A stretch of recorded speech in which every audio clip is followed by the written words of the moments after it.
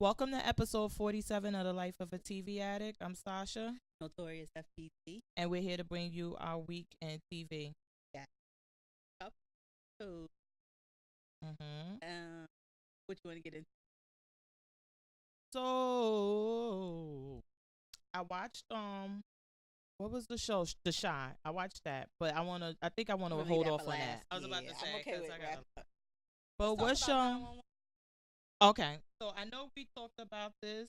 Talked about the first episode. So this is the did you still have the issue older fireman and younger one? No, because you know what? Actually, in this episode, it wasn't as bad. It Right. got a lot better. So that part I didn't have an issue with. But what I thought you were going to talk about. Remember, we were discussing the whole thing with Angela. Mm-hmm. Okay. Well, let me Give a back little up. give a little Two other things I thought were really important about that. One of the things that I thought was really important was when he went to the funeral. That was the thing that I really yeah. And she was like, "Oh, well, you You let my brother die. He didn't yeah. want to. He was so happy, Yeah. and how could you do this to him and everything like that?" And I'm like, Even from just watching the beginning of the episode with him and his friend, I'm not gonna say he was. You couldn't tell he was depressed. You couldn't tell he was, but he did not seem this happy-go-lucky, jovial person. She was paying him, and I'm assuming in her grief, she was, remembering certain. I want to be realistic about the state of mind he was in, which we find out later he had been severely depressed. He had come out of it, again to retreat again into his own depression, quietness, being isolated from friends and family. And then this whole situation on this roller coaster pops off, which, okay, first of all, as a FPG, you do not get in the same car with a skinny person. You get in the car with a fellow fatty whose bar is equally yoked. You do not get into the bar with, you do not get into a roller coaster car with someone who can either make yours not kick in or you sitting there with all of this gaping room. His friend was skinny. When they got into the car, I said, he gonna fly out. That little one gonna fly out. so because that's what. Well, I don't ride roller coasters at all. I love roller coasters. That's number one. I ain't never got those type of problems. Is that I didn't understand. I thought you were somehow secured in the roller coasters. Well, now normally when they have like loops and things like that, you have a seat belt and a lap belt. So now I don't remember when they got in hooking a seat belt, but the lap belt came down, which is what the guy who was running the roller coaster pushed on over their abdomens. He like pushed on to push it down. That's that bar. Right. Okay. But if the person next to you is pushing 300 or over and you too, the lap belt ain't going to hold him in like it will you. Oh, okay. And especially if the person is gut heavy, which he was.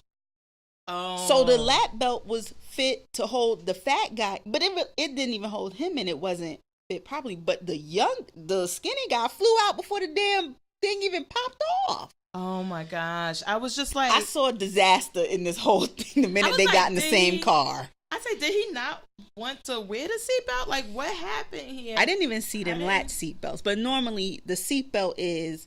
It's not a cross thing that come over? That's usually if you have a lot of loop, like if you're going to be upside down. And we saw that as a matter of fact, they were upside down because when the guy came to them, they were hanging upside down. So normally, yes.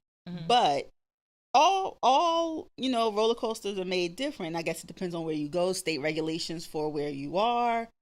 But we've seen some, we're in New Jersey, so Great Adventure, like Batman, things like that come from up top because your track is over you. Then there's like the green one that has like a bunch of loops and you're hooked in from the over your chest. That's what I was thinking, but I never, again, I have to defer to you. I do not. But then you got one at the same place, Great Adventure, Great American Scream Machine, which is just a wooden roller. It's just like the no loops, no nothing, and it's just a it's lap just belt. straight. Okay, It's just a I belt. understand. Because you're just going to be hitting those curves and things like that. You're not going upside down. Mm-hmm. So okay, so that part I understood, but I was like, why? Yeah. But when he flew out of that thing, Girl. and then I was it was like a paper, like you ever seen when the paper, it was an old cartoon or something where the guy used to, like the water used to come and it'd be like, ah, like the guy would just go floating off. Yes. It was not funny, but it was a little.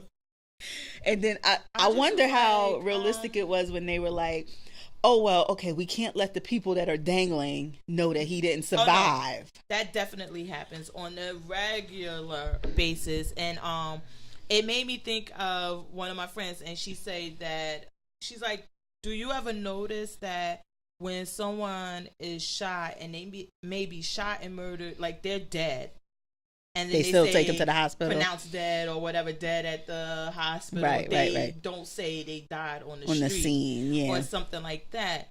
And what was it? It was somebody else that I knew, and they, like, when they brought the man out, he was already dead, but they just brought him out, like had him laying there, put the thing on his face like he was alive, and they like, because, which I can understand.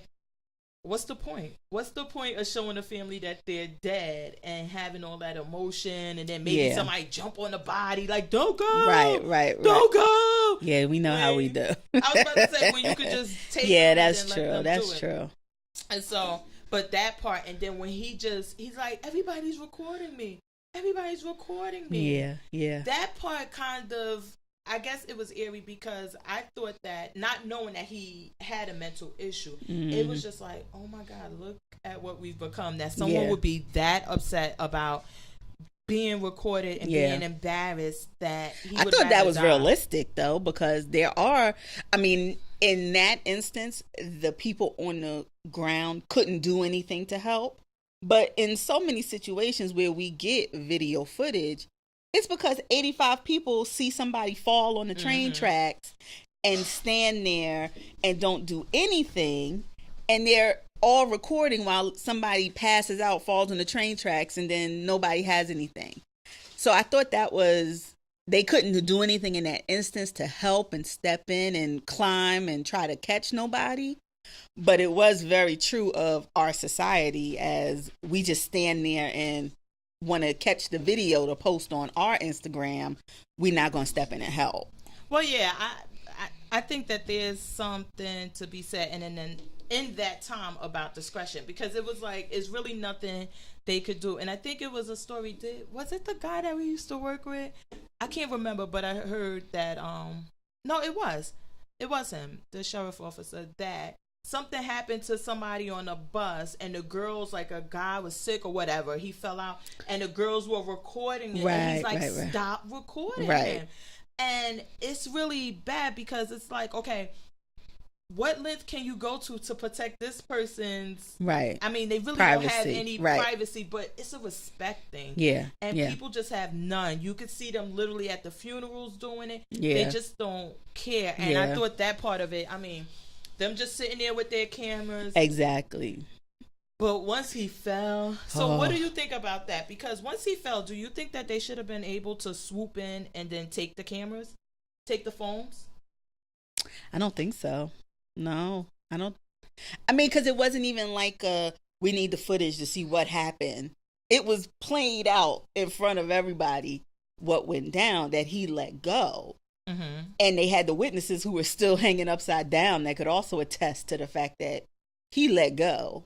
It's not like the guy didn't do his job reaching for him. But so I guess that, that maybe they could have made up a lie and say, listen, we need everybody's camera, because we need all the phones. We think this cop kind of dropped the ball, so we want all of the phones, and we'll give them back, and just kind of. They didn't really focus on that either. I wonder if that's going to be like the kind of underlying theme throughout the show, because they didn't even say, address it later, like how do I want to say it? It's weird, but like it wasn't submitted on to the news outlets or anything like that. Like, did people post it, or did they feel bad once they saw, oh, he died, they didn't post it, it wasn't trending? You know what I mean? Because maybe like the funny part was, oh, the fat man's hanging upside down, but once he fell, did conscious kick in, like, and you felt guilty, and it's not funny to post to your Instagram? So I know that Facebook does it, that if somebody dies, they'll remove everything from Facebook. But I don't know if the other ones, like Instagram, Snapchat. What's the rule about that? I really don't know. But I know Facebook for a fact. I know that Facebook. And once people report things as being offensive, or normally once they are aware that the person's dead, they'll just shut it down because. But remember, they had that guy who actually walked up on that old man and shot him in the face on Facebook Live. Oh my gosh. And other people had to report him as being live doing this. And he was mad at his girlfriend or something, if I remember correctly. And he ends up dying himself. He ends up dying by cop. But he just walked up on this older man walking down the street on Facebook Live and said, "Today's just not your day." And boom, shot him in the face. Oh, hold on 1 second. Okay, we're back. Sorry, one of my 15 kids was trying to FaceTime me, and I thought I could just wave to her really quickly and then hang up. No. And I forgot I wanted to go live while we were doing this, but whatever. Next song.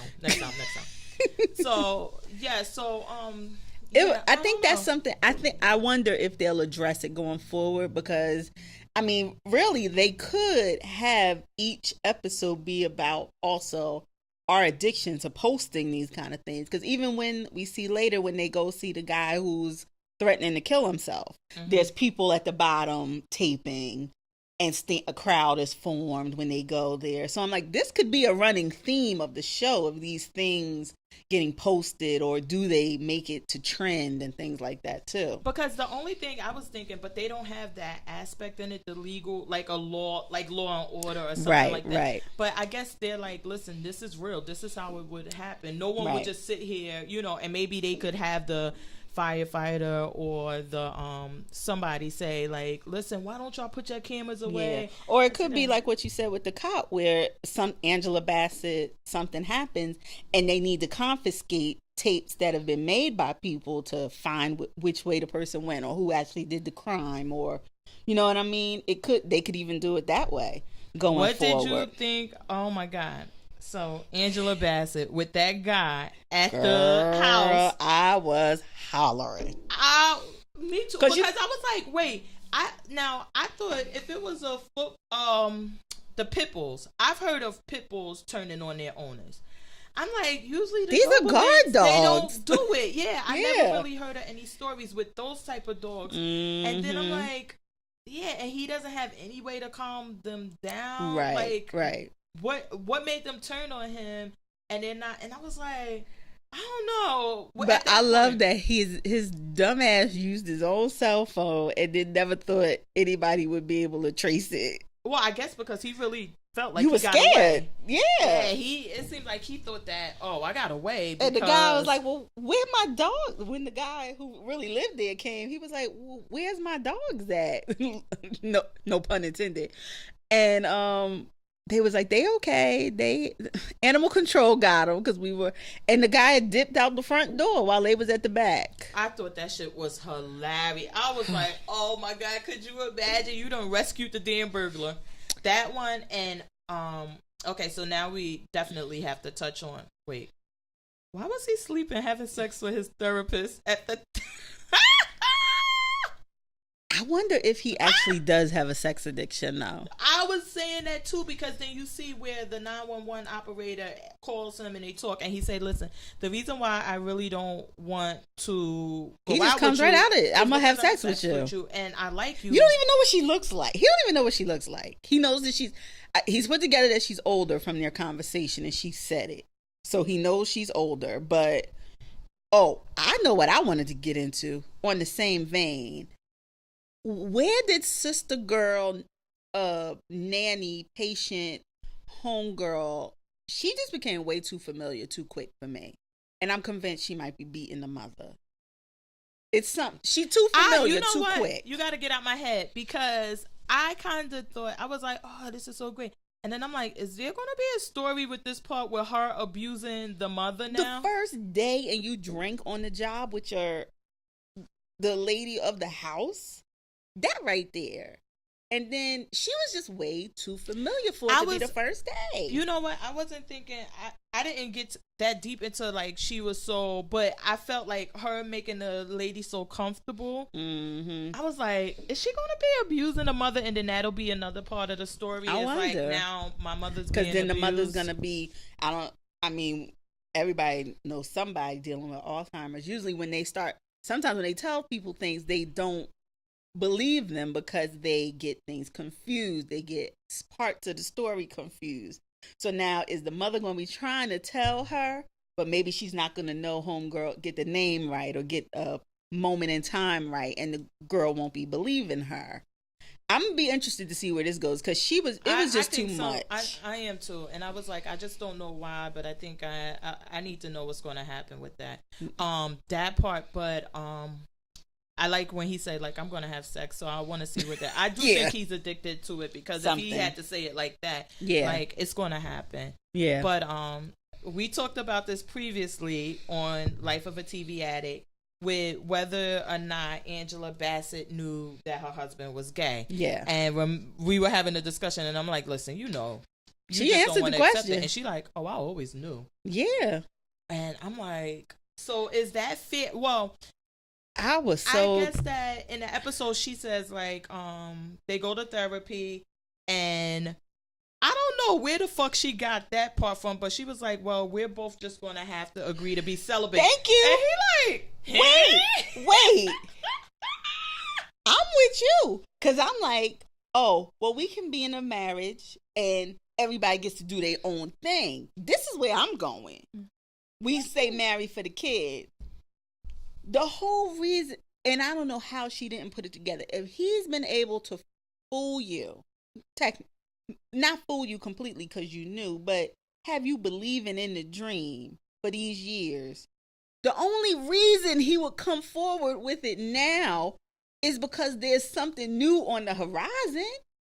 Yeah. He would be still living the fraud. Well, no, not really. So that part I disagree with because you know what I was thinking with that is that if he say for example that he was in the closet all of that time and he's like, you know what, basically like Bruce Jenner, right, whatever his name is now, Caitlyn or whatever, it's like, listen, I've been doing this long enough. I'm 60 years old. This guy is younger. Yeah. I'm 50 years old. I cannot go into the second part of my life in this lie. Right. It doesn't mean I ever cheated on you. It's just that now I got to get out of that. Yeah. Now, I don't know why she thought that. Even if he had never had sex with a man, I don't know why she thought that he would agree to not have celibate. Sex with a man. Like, hello, I'm gay. I'm living my truth now. Yeah, exactly. I was like, is she bugging? Like, why would he agree to not have sex? I don't know what she thought about. I don't know what she was thinking with that. Why? I just was like, why did you think that he would come out? Because then, for me, it would definitely be like you saying, that part I would agree. It's like, then what's the point? I might as well just stay here in his marriage. You be in your ignorant bliss. I'll be in my denial, repressed bliss. And I'm not we just raise our children for another, 4-6 years till they're 18 and go our separate ways. Yeah, what's the point of me coming out if I'm not going to act on it? When she heard that he met someone, she was really hurt. But now I think that, and so that's what I was going to say, is that I think that it's the betrayal. And like she said, you got me looking like a fool now. So it's one thing, which the boyhead girl that was on the cop show with Sanaa Lathan, she kind of brought out, she was like, listen, girl, everybody know your husband gay. So you may live there in denial where you think that it's some facade that y'all putting up and everybody believes it. No, everybody knows. So what? And her thing is like, I'm trying to do this so we look good on the outside, and I don't want anybody to ever see you with the man. And now you're telling me that you've been seeing someone, so now I look stupid because now everybody knows my husband is gay, right. as opposed to speculating that, oh, I think he's gay, I think he's this. Mm-hmm. And now it's like, if I see him at a gay club with a man kissing him, you're gay. Or right. I see him on a date, you're right. gay. Right. So I thought that was the thing that she was really hurt by, not the fact that he cheated, air quotes, right. because yeah, no, I agree, but I guess we'll see going forward, because maybe if he's going to need to do this, he wants to stay, it appears he wants to stay married for the children, mm-hmm.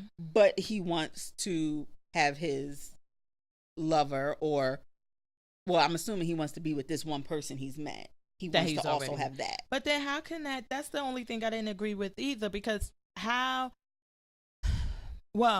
seeing the end, where at the end of the show, the daughter takes pills and she's passed out. Which that's the only thing, because the daughter was sick.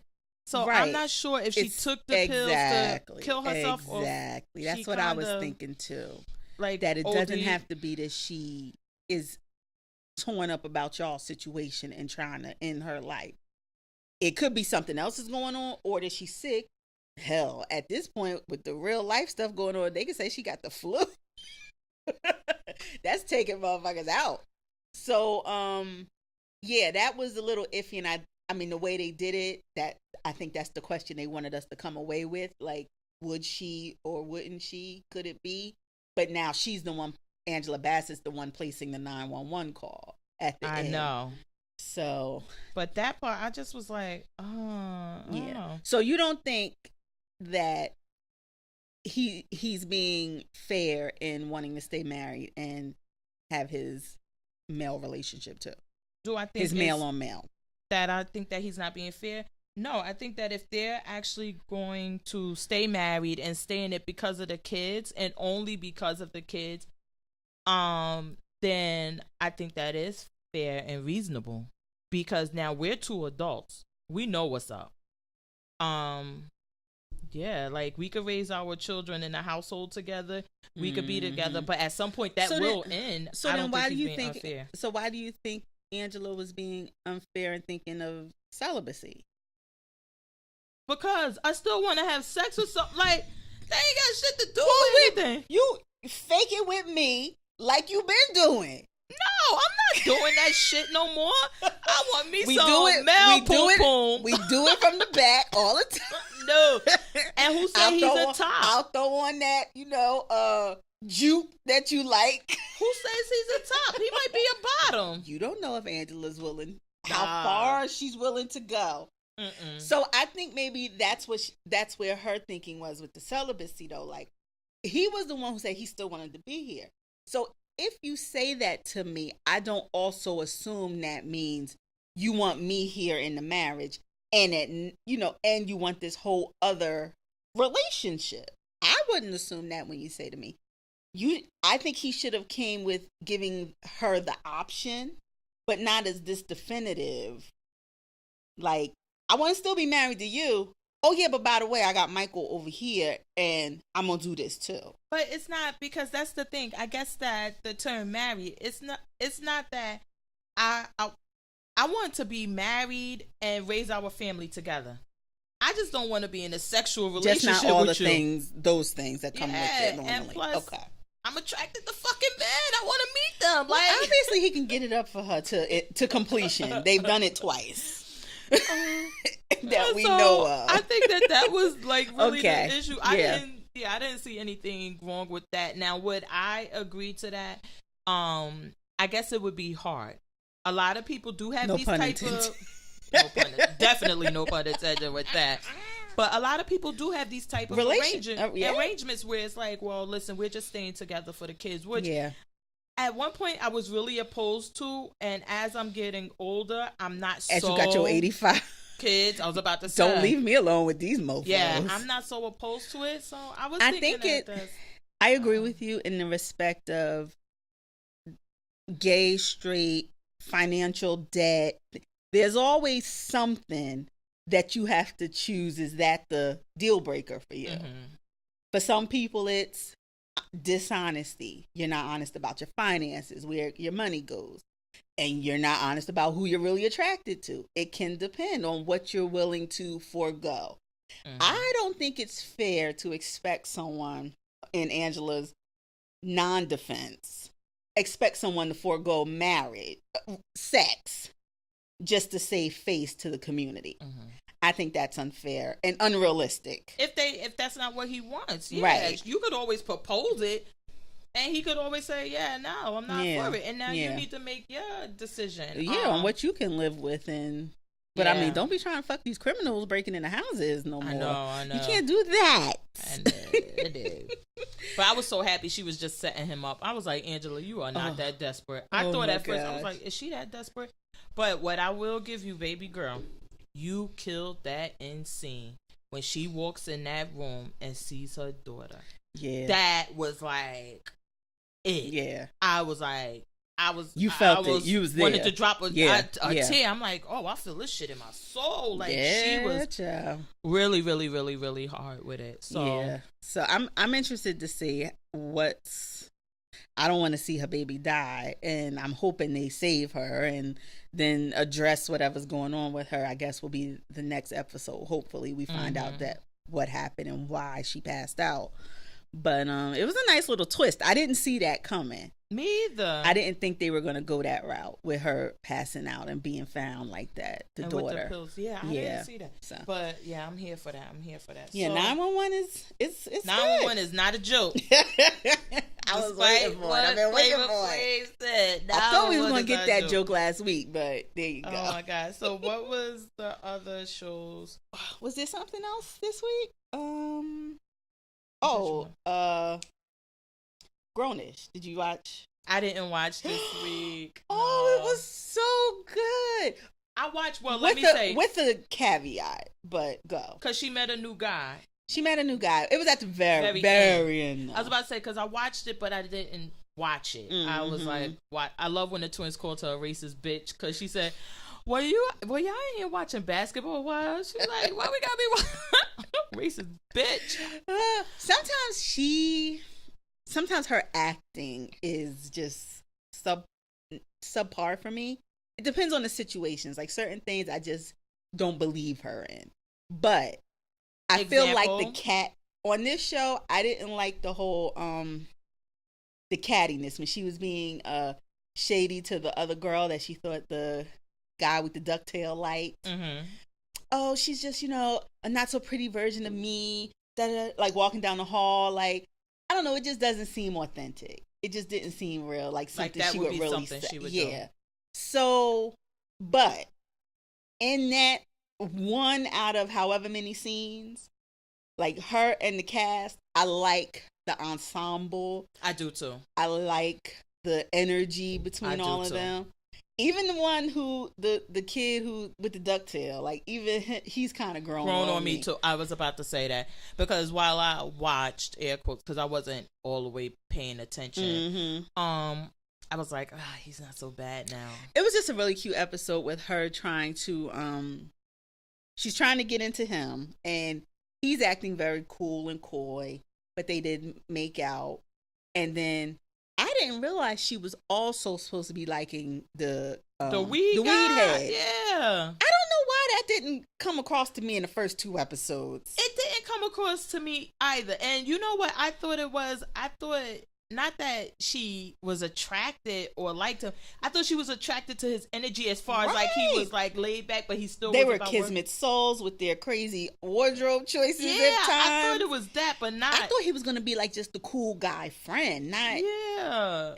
And then I did like that they were so polar opposites, and she was like into both of them equally, but she wasn't in the beginning. She wasn't into both of them equally until tall.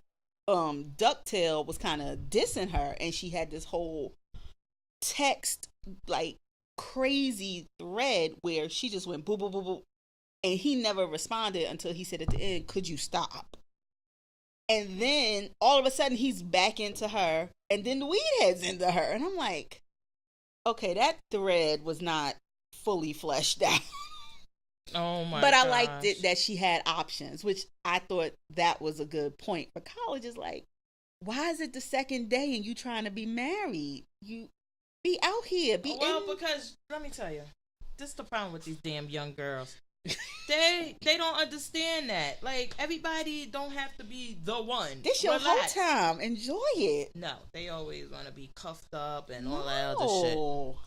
So in the end, she ends up, she's having this whole big spiel about, these are friends, talking about the girls. These are girlfriends I'm going to have the rest of my life. Da, da, da, da. And then this other chocolate fond thing walks up. She's like, I'll meet y'all in class. I thought that was funny. I was like, yes, that was really quick. She got over that. Exactly. Yes, I liked it. But I do like Grownish. It was really good. While I was in the other room, I noticed that you were watching my pick from last week. Mm-hmm. It didn't come on again. I guess that's the episode they aired this week, because I set it to record, and it was the pilot episode. What did you think about? It's called Alone Together on Freeform. Alone Together, yeah. It was good for me because I like a dry kind of humor, and it was very like they were playing off against each other. That's what I told you. I said, I think this show is just for you because it's that type of humor. Yeah. They're really sarcastic. Where it's like you drop a joke and you look around the room like, who got it? Who got it? Anybody pick it up? Yes. I was like, this one. And then all the sexual things I said, this is a perfect show for you. I really But there was no sex. It's on Freeform. You're not going to actually see it. It was just like, oh, the girl's an escort. Oh, possibly.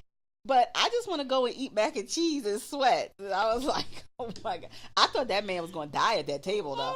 I was like, oh, this is going to go left real quick. About to do that shit. Put me up there. Like, can I wear sweats? For real?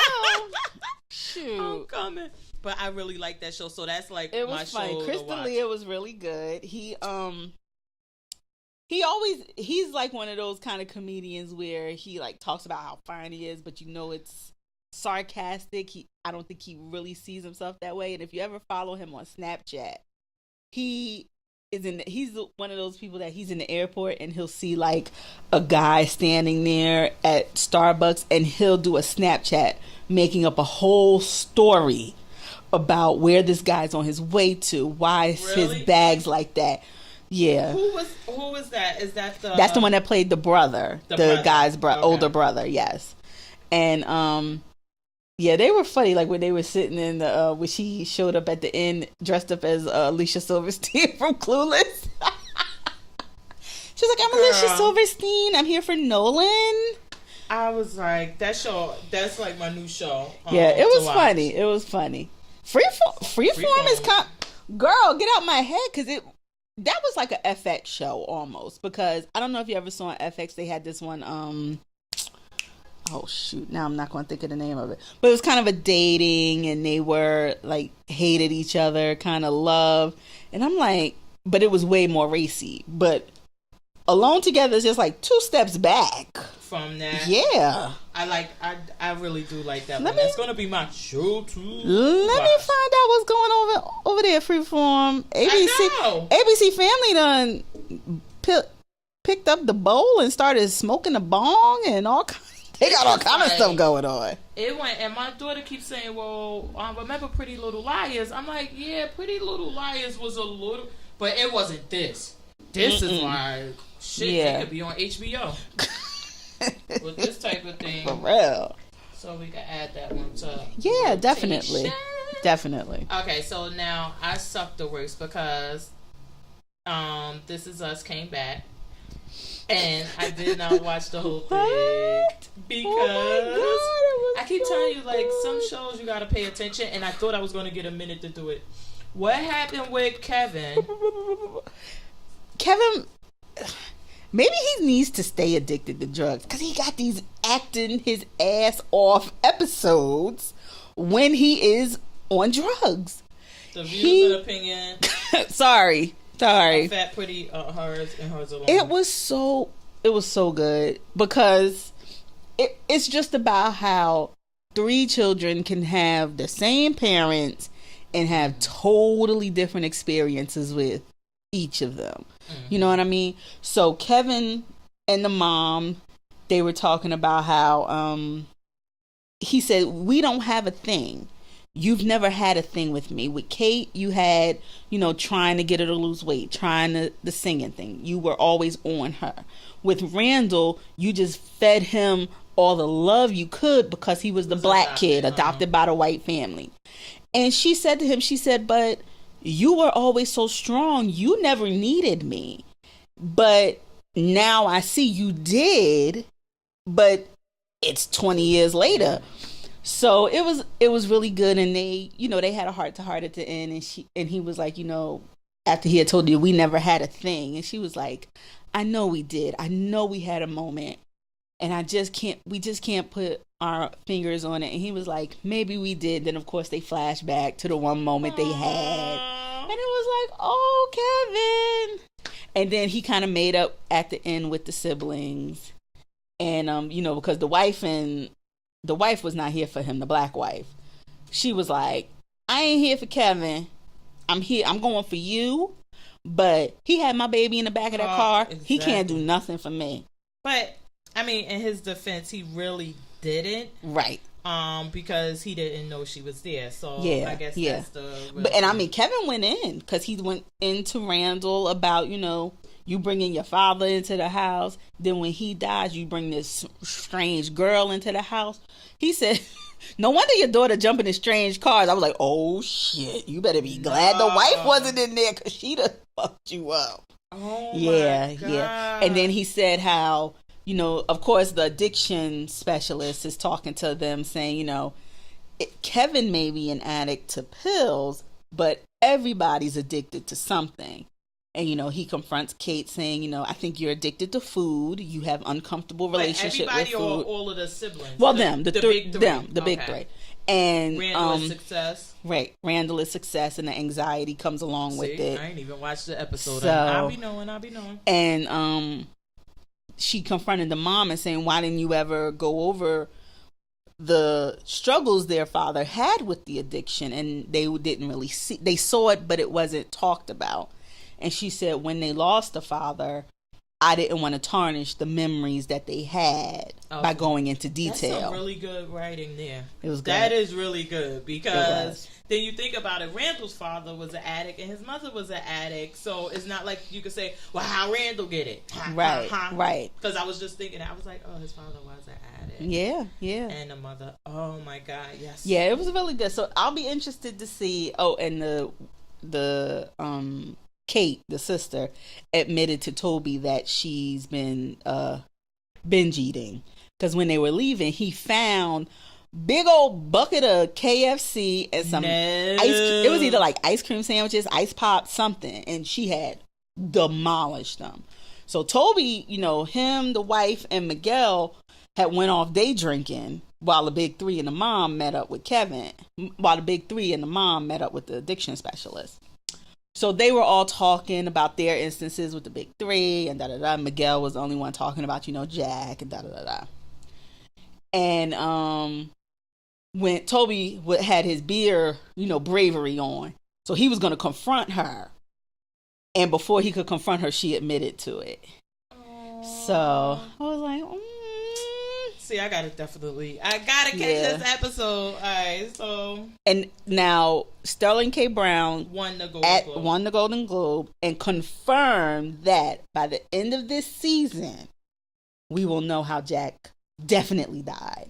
Okay. No suspicions. Okay, so I can't wait for that. I guess we got a good 8 more episodes. I know. To definitely get that out. Okay, so what? I don't even think I wrote down, but this week I just been blah with my TV. Yeah. Did you? So you didn't watch Grownish, but did you watch Blackish? Of course. With the mom. And leaving the property to the sister and Andre getting jealous. What did you think about that?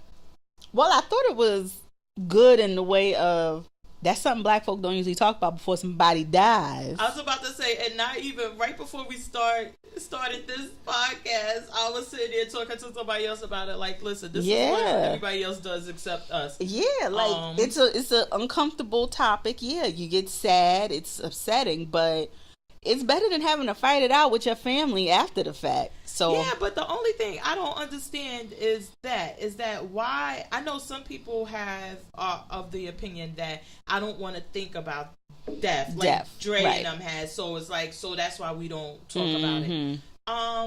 But the other side of it, I'm like, listen, this is the only thing that's guaranteed to happen in your life. Yes. You got to do something. Yeah.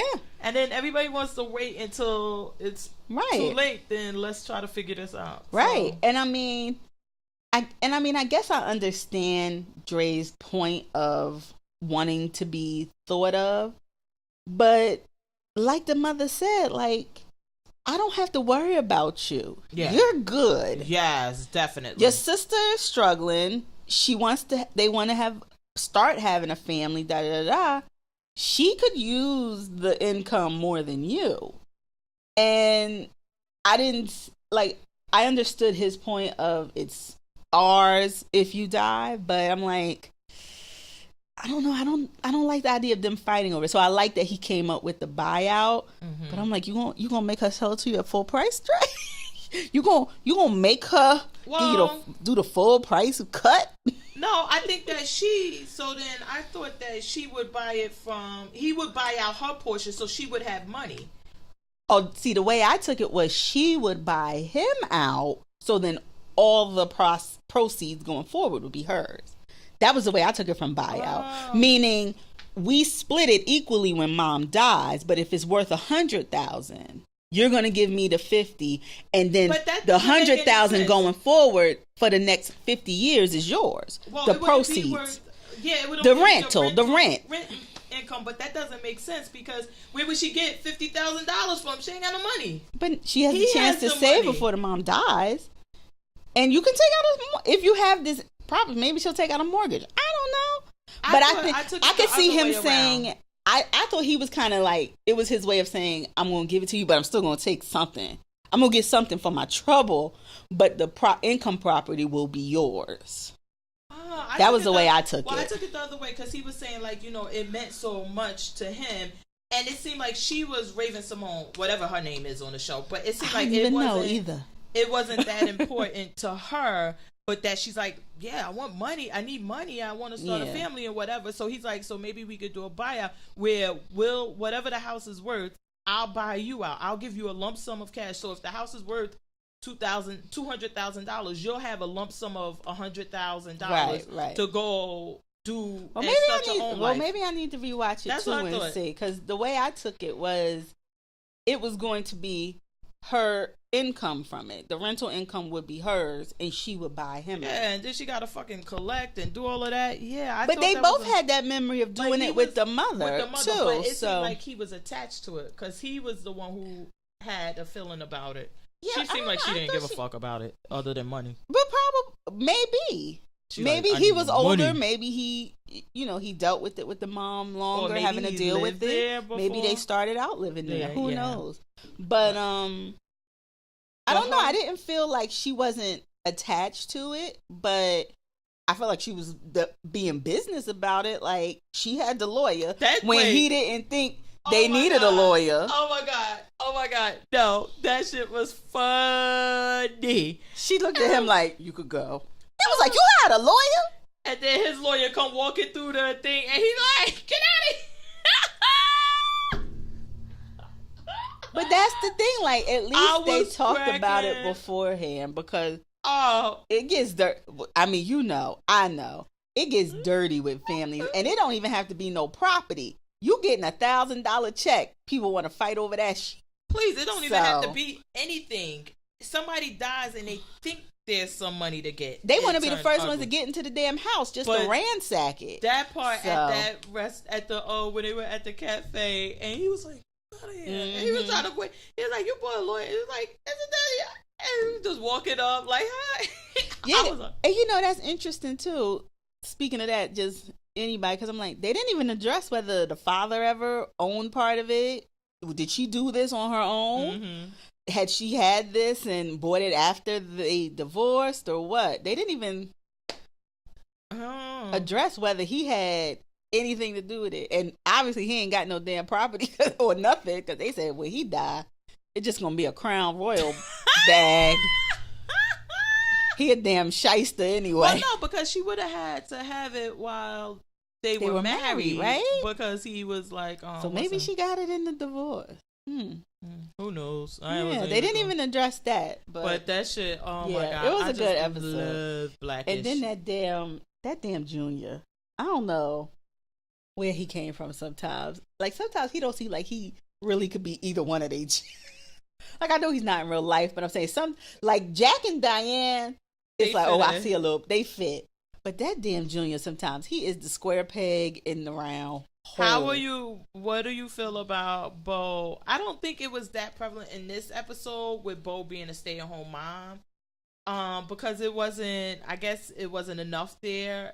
So, but I thought it was, they didn't really address it, because I thought it was weird that she was the stay-at-home mom now, but she still had all this dependency on Junior. That's what, like, Junior buys the cereal. Oh, shit. Oh, Junior gets the, like, bitch, you ain't been working all week. What you been doing? Just drinking wine all day? Day drinking? Well, maybe that's the thing. Like, this is her first weekend. Getting used to it. That she has to now get... I don't know. But because Junior was picking up so much of the slack because she was working and doing all of these things. With the baby. So now it's like, Junior could have a life and not be suckling the baby? And the other part about that, the other thing in that episode I loved is when Dre was calling for the lift and he was turning them down because he wanted to talk, but then they pick up somebody and the guy just wanted to talk to somebody. Yes. I was cracking up. I said, maybe I should try that one time. And I like anybody that I want to talk to. Did we see Deion Cole this week? Wasn't he at the work? Okay. Because he was talking about what he got when his somebody died, his father or his uncle. Yeah. And he like, I got a treasure map and a wave cap. And he said, we going to do that this weekend. It was something else because the white guy like, that was really good for you. He said, I'm assuming a wave cap is some sort of sailboat or something. I was cracking. I was like, oh my goodness. And then I forget why they were evacuating the job. I don't remember. Some of it was like off the rails. Yeah, that one was. But I love Blackish all the time, so I'm biased. Oh yeah, me too. Blackish. Did we talk about the? Yeah, we talked about the mayor getting canceled. My mother actually asked about it this week. She said that show. She couldn't even think of the name of it though. That show that came on that's not coming back. I was like, no. You know what? Honestly, what I think is that they need to bring Yvette Nicole Brown and put her on another show. She was clearly the star of this show. She was killing it. The show just was really bad. Yeah. And I think that they should give her, I don't know what it is, but she's really good. So they need to put her somewhere else or maybe develop the show around her. Yeah. And go. I feel like I would, I like her in comedy though. Did you ever watch Sci-Fi Channel at all? No. Okay. Because she hosted a show on there called Cosplay Melee. Mm-hmm. And it was about nerds doing cosplay.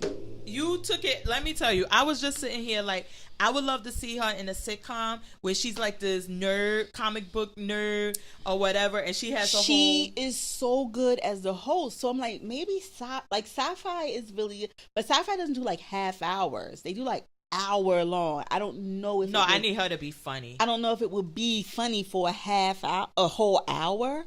But I could see her doing something on the Sci-Fi Channel with like crazy werewolves and she's like battling them, or it's like proving that, even like a Scooby Gang and she's like the lead of the Scooby Gang, proving like, it ain't nothing but old man Withers down. You know what I mean? Like something. Yeah. But I would like to see her in something funny though, because I think that she really has that gift. I was just thinking that maybe like she would be a comic book nerd because we love her on Walking Dead. Mm-hmm. But what makes it so entertaining and funny is because she does not look like she would be into it, and her attention to detail. Yes, I think that would be funny. Like you talk about me watching TV is an event for her too. She has notebooks, multiple notebooks. So I think like maybe she's good with it. Hold on, wait. Yvette Nicole Brown, call us, because I got the perfect show for you. I think that if she was like a comic book nerd or some type of, like, she got her own little nerdy ways or whatever, and she's trying to navigate like the dating scene and everything to try to find a husband, and with all her weird quirks. Okay. I think that would be. I like it. It needs a little flushing out, but I like the way it's going. We're gonna get possessed. Y'all better call us. Y'all better call us. Speaking of sci-fi, I watched Counterpart. Did you watch that? I watched it last week. What'd you think? I like it. I'm really into this one. I liked it too, and I'm interested to see. I'm interested in this one too. I'm really interested in this. Because then I was like, okay, I didn't see that twist coming at the end. No. And I'm like, okay, so let's backtrack. Well, so we talked a little bit about it. Stars, right? It actually doesn't premiere until the 21st. See, okay, so we're going to get to that part because this is a problem that I'm having with the Shy, and this is a problem I'm having with this because now I watched this last week, and you waiting. You watched it this week, and then we're going to have to wait till January 21st when it premieres, and then another week. Then another week. I'm over early premieres. Let me tell y'all who I'm not. Fuck early premieres. I'm just over it. If I can't binge it, just make me suffer. Oh my god! Once a week, once it premieres. Don't make me wait a month, damn near, and then get into it. I know it's just horrible.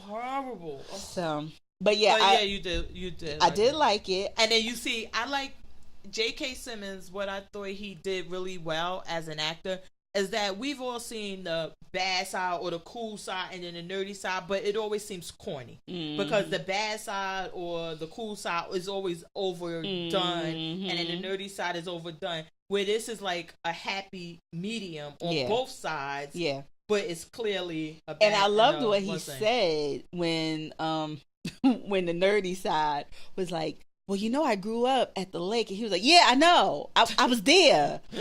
And he said to him, I wonder where it was that we went, because it seemed like their lives were parallel, married the same woman, you know, all of this stuff up until a point where he becomes super spy badass and other guy becomes just cog in the wheel doing whatever. Paper pusher. And he's like, well, you know, at the wedding, he was like, wedding? No, we eloped.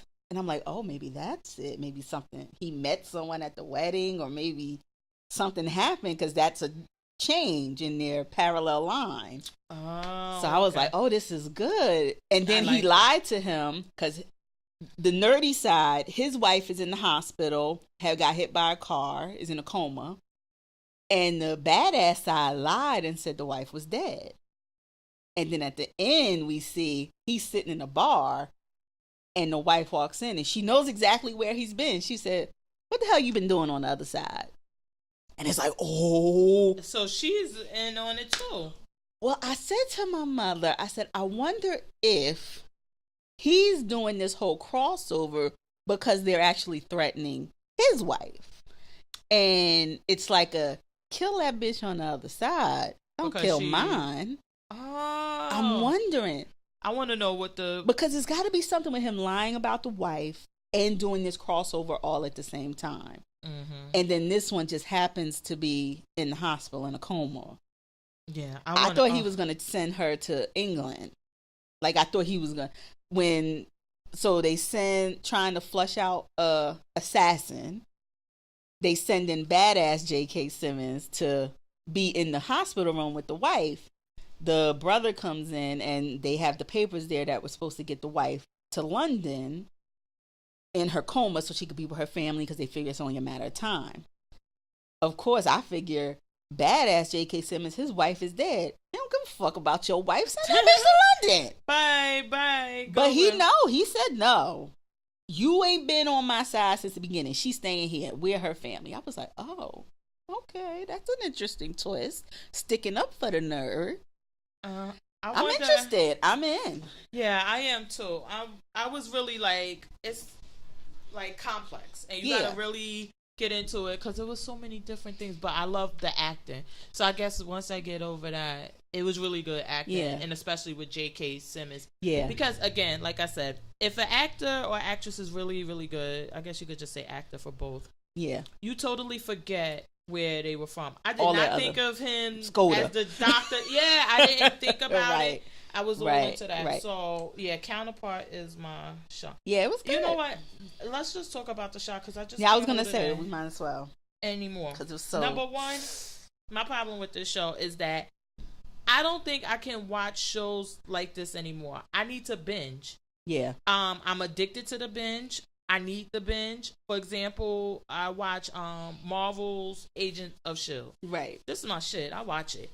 But on a week-to-week basis, I can't really get into it, and I don't even look for it. But this week, I sat and I watched the whole season, and I'm like, I think I'm addicted to the binge. Yeah. I like the binge. So The Shy came on. You talked about it the last time. So then I watched the episode, and there was 2 episodes. There were 2 episodes up. Okay, so I didn't see the second one yet. I didn't. Oh, really? Only the first one was up when I watched. Okay, so I watched both of the episodes, good. but then I'm like, okay, now I want to watch another episode, but there are no more. And then my friend said, well, this week that's coming up, it'll be the second episode. The one you just watched. So I'm like, what the fuck? Yeah. I'm like, I can't do this. I just can't. It's just fucking with me. So I'm gonna Did you probably watch be out of the on shop. Sunday? Do you remember? Oh no, I watched it on demand during the week or something. Oh, okay. Because I was wondering, because Stars is kind of funky like that. Like they'll put up the episode that's coming on that day early in the day, so you can. Oh no, I did it during the week, okay. And it was 2 episodes but I'm like, I think I'm gonna have to check in, and I hate to say it, but I think I'm gonna have to check out of the show until the end. I don't think I can do week to week of the show because I couldn't stop thinking about the show. I get to digest. Like, it depends on the show. Like Marvel shows, things like that, very fast paced, moving, where. And it's a just story like you always that goes, exactly. I need to binge that. I like to flesh it out because I have my theories, or I'll have things that I may be wondering, and then I may think about something on the second or third day and be like, oh, that's what that motherfucker was talking about. Yeah. So I mean, it can go either way for me. Like if it was one of those like fast paced, moving action kind of things, then yeah, I would be like, I'm here for the binge. Just give it all to me. No, but I think story. I'm not opposite, because if it's a story, I want to binge because I want to be able to keep following the story and like this. Yeah. But if it's something else, I'm like, I don't know, because I like the binge. You just like the binge. I think I'm just addicted to the binge. Honestly, listen. No, Netflix, the first part of getting out for your addiction is admitting that you have an addiction. Hulu Netflix and Amazon have really like fucked us. Yeah, because I'm all about the binge. We're immediate gratification. I mean, even on Hulu, we're like, what do you mean I gotta wait a week? Even you know how I was feeling about Handmaid's Tale. I'm like, the shit bothering me. So I can see it, but no, I'm definitely here for the shot. So now I watched 2 episodes, so you have to bear with me because I was discussing it with my friend, and she's like, that must be on the second episode. Don't tell me I didn't watch the second. And I'm like, oh fuck. Yeah. So I gotta, if I go to if she go to it, I'll say #no spoiler. #no spoiler. Yeah, because I was like, yeah, I can't keep it straight. So the first episode wasn't my favorite. It was really, really predictable to me. Okay. That the boy dying, which this bitch is the mother of the boy that got shot. Ugh. But it was kind of predictable that the boy would be shot and that this guy that would pull him back in the street life, and that he would end up killing the boy with the curly hair, under the mistaken belief that he killed his son, because he's in the streets, he's asking around, somebody did see him over the body, the cops even arrested him based on that, so it's not like he wasn't going to get that information. And then really, my thing was, I knew he was going to kill this boy because I'm like, what could this boy say?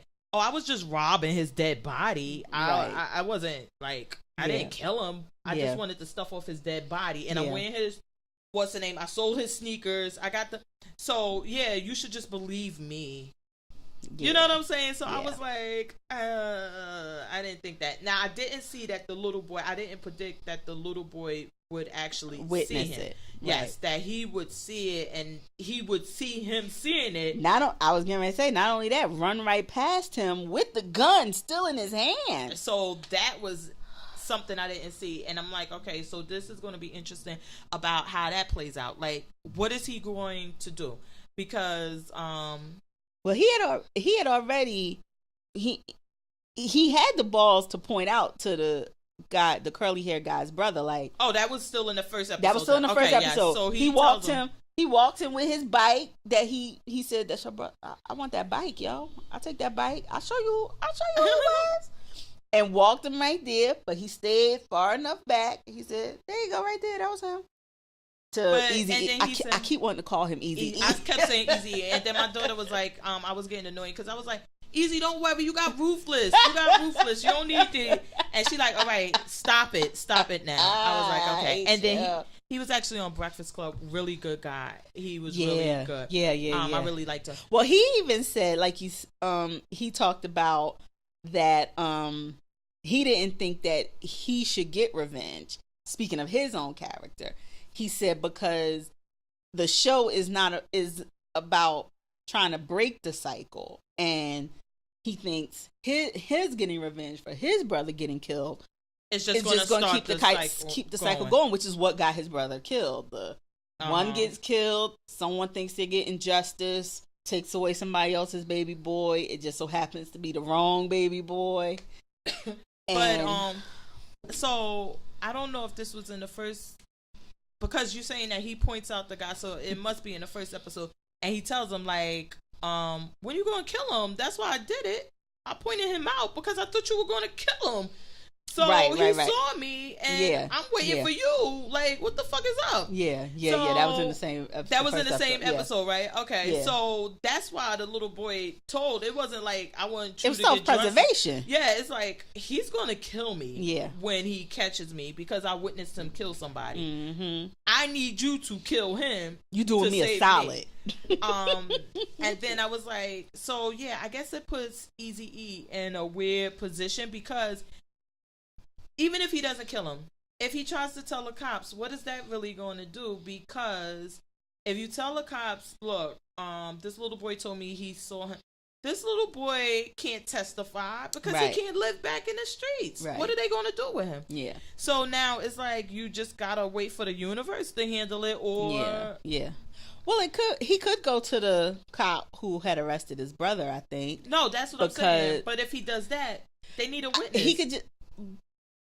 Yeah, but I wonder, can he just say, like, just like the way the guy got his brother's name, like, look, somebody told me they saw him standing over the body, and then like let him investigate or try to build a case, or just talk to the old man. See, this guy, if he tells this guy that I think that they killed the kid that we had arrested for your son's murder, but then we investigate and realize he wasn't the murderer at all. That's what I think is going to happen. I totally see him crumbling. I don't think that he's going to, I don't know if he's going to crumble, but I see that, I think Eazy is going to go to the cop, like, look, they told me this, and then the cop is going to have to go back to him and say, listen, he's going to bring him in or whatever. Because they have a relationship. We saw that in the first episode. With the cop things and the Timberlands, and he's like, I think that the cop is going to tell him after some time, like, look, it's really not much we could do without a witness, because there's no weapon,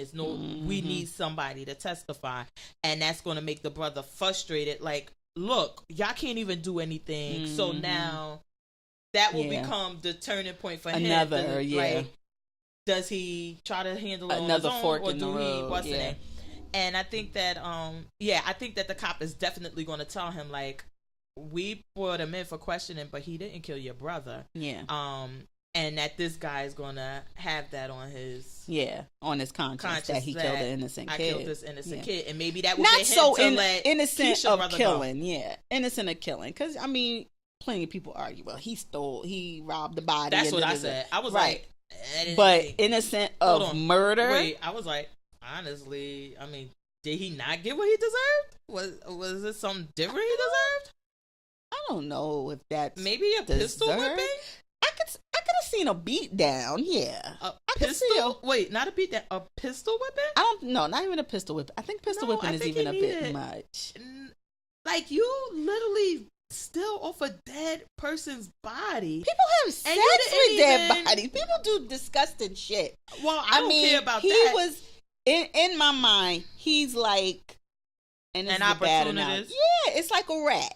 If there's a dead body, a rat's gonna eat it. Like, he was there. It was something, and he said he ain't using it. Did he know he was stealing it off? Would it have made a difference if he was a drug dealer versus a high school football player? I think it would have I think the father, it would have. No. I think it would have to some people. Absolutely not. The whole point of it is that you disrespected this dead body. Before you picked up a phone to fucking call the police, to check on his head, to do anything, you're sitting there taking his fucking shoes off his dead body. What? So that means they give you the right to take the shoes off the dead body? I'm not saying he was right or wrong. I just don't think death is the sentence. It just seems so disrespectful to me. I understand your argument. I just don't feel death is the appropriate sentence. Well, I don't think death is the appropriate sentence for death in that manner. I don't think that he should kill somebody because they killed. Let the universe. But niggas die every day, B. So if that's what you're gonna do, that's what you're gonna do. But yeah, I don't think this boy needed a beat down like regular hood beat down. I mean, cracked jaws in the hospital using a cane, something really bad, so you would know. Don't do that shit again. Maybe break his fingers, do something really bad so he get the message that don't do that shit again ever. That was really, really, really, really bad. And after he shot him, should have took his shoes and took his shit off of him and leave him there and let his family see that somebody. I mean, to me, it was just so disrespectful that you didn't even see this as a human being laying here. And that all you saw was that I could get I don't know. It was, I don't know. To me, I didn't think understand that. The disrespect. And plus, I didn't, hold on. And then another thing, I didn't like that fucking kid. So I was happy that his character was dead because I could not take another episode of him. Had he lived, I would have been out. His face annoyed the fuck out of me. His hair annoyed the fuck out of me. He annoyed the fuck out of me. So I was like, oh, I'm so happy. But the other kid I do love with the baby. Jacoby, Jacob, Lattimore. The three babies? No, he only has the one. No. Then you see him get jacked. He got the one that came into the store. And then when she said, this your baby, he said, nah, I already got two. I ain't got no room for a third. What? Y'all. The light-skinned kid? The one with the sneaker fetish. Yeah. Yeah. He already got some. He ain't new to this. He true to this no condom stuff. I was about to say, I didn't see that he had any more that he said. He said it. He said it right there. That was where I heard it. Now, if I heard wrong, listeners, let me know. Because even when he brought the baby, I remember him saying home, like the mother, let me say this. I think that it would be, maybe you did because of the way the show played out. Like when he brought when the girl came with the baby with the DNA and everything, the mother didn't act like, here's another one. It was like, look what you done got yourself into, this and this and that, and this is your baby. And then even the way that he's carrying the kid around, he's going around, you never even see him like, oh, you gotta go meet your brothers and sisters, or I gotta go drop off Pampers or something. He's at the store buying stuff for that one. That's about right. I don't see him as being that hands-on. Well, that's what I'm just saying. Like, I don't see him. I mean, it was episode 1, but maybe they didn't acknowledge that he is trying. But that's what I'm saying. I remember him saying to the girl that she said, "Such and such, this your baby," and he said, "No, such and such is my baby. This ain't my baby." No, I thought he was saying something about her messing with other guys. That maybe that's where you got that part. He said this their baby? It was something because he was like, he did call her a hoe and everything else out in the store. He was like, you was fucking such and such or whatever. Yeah, he did say all of that.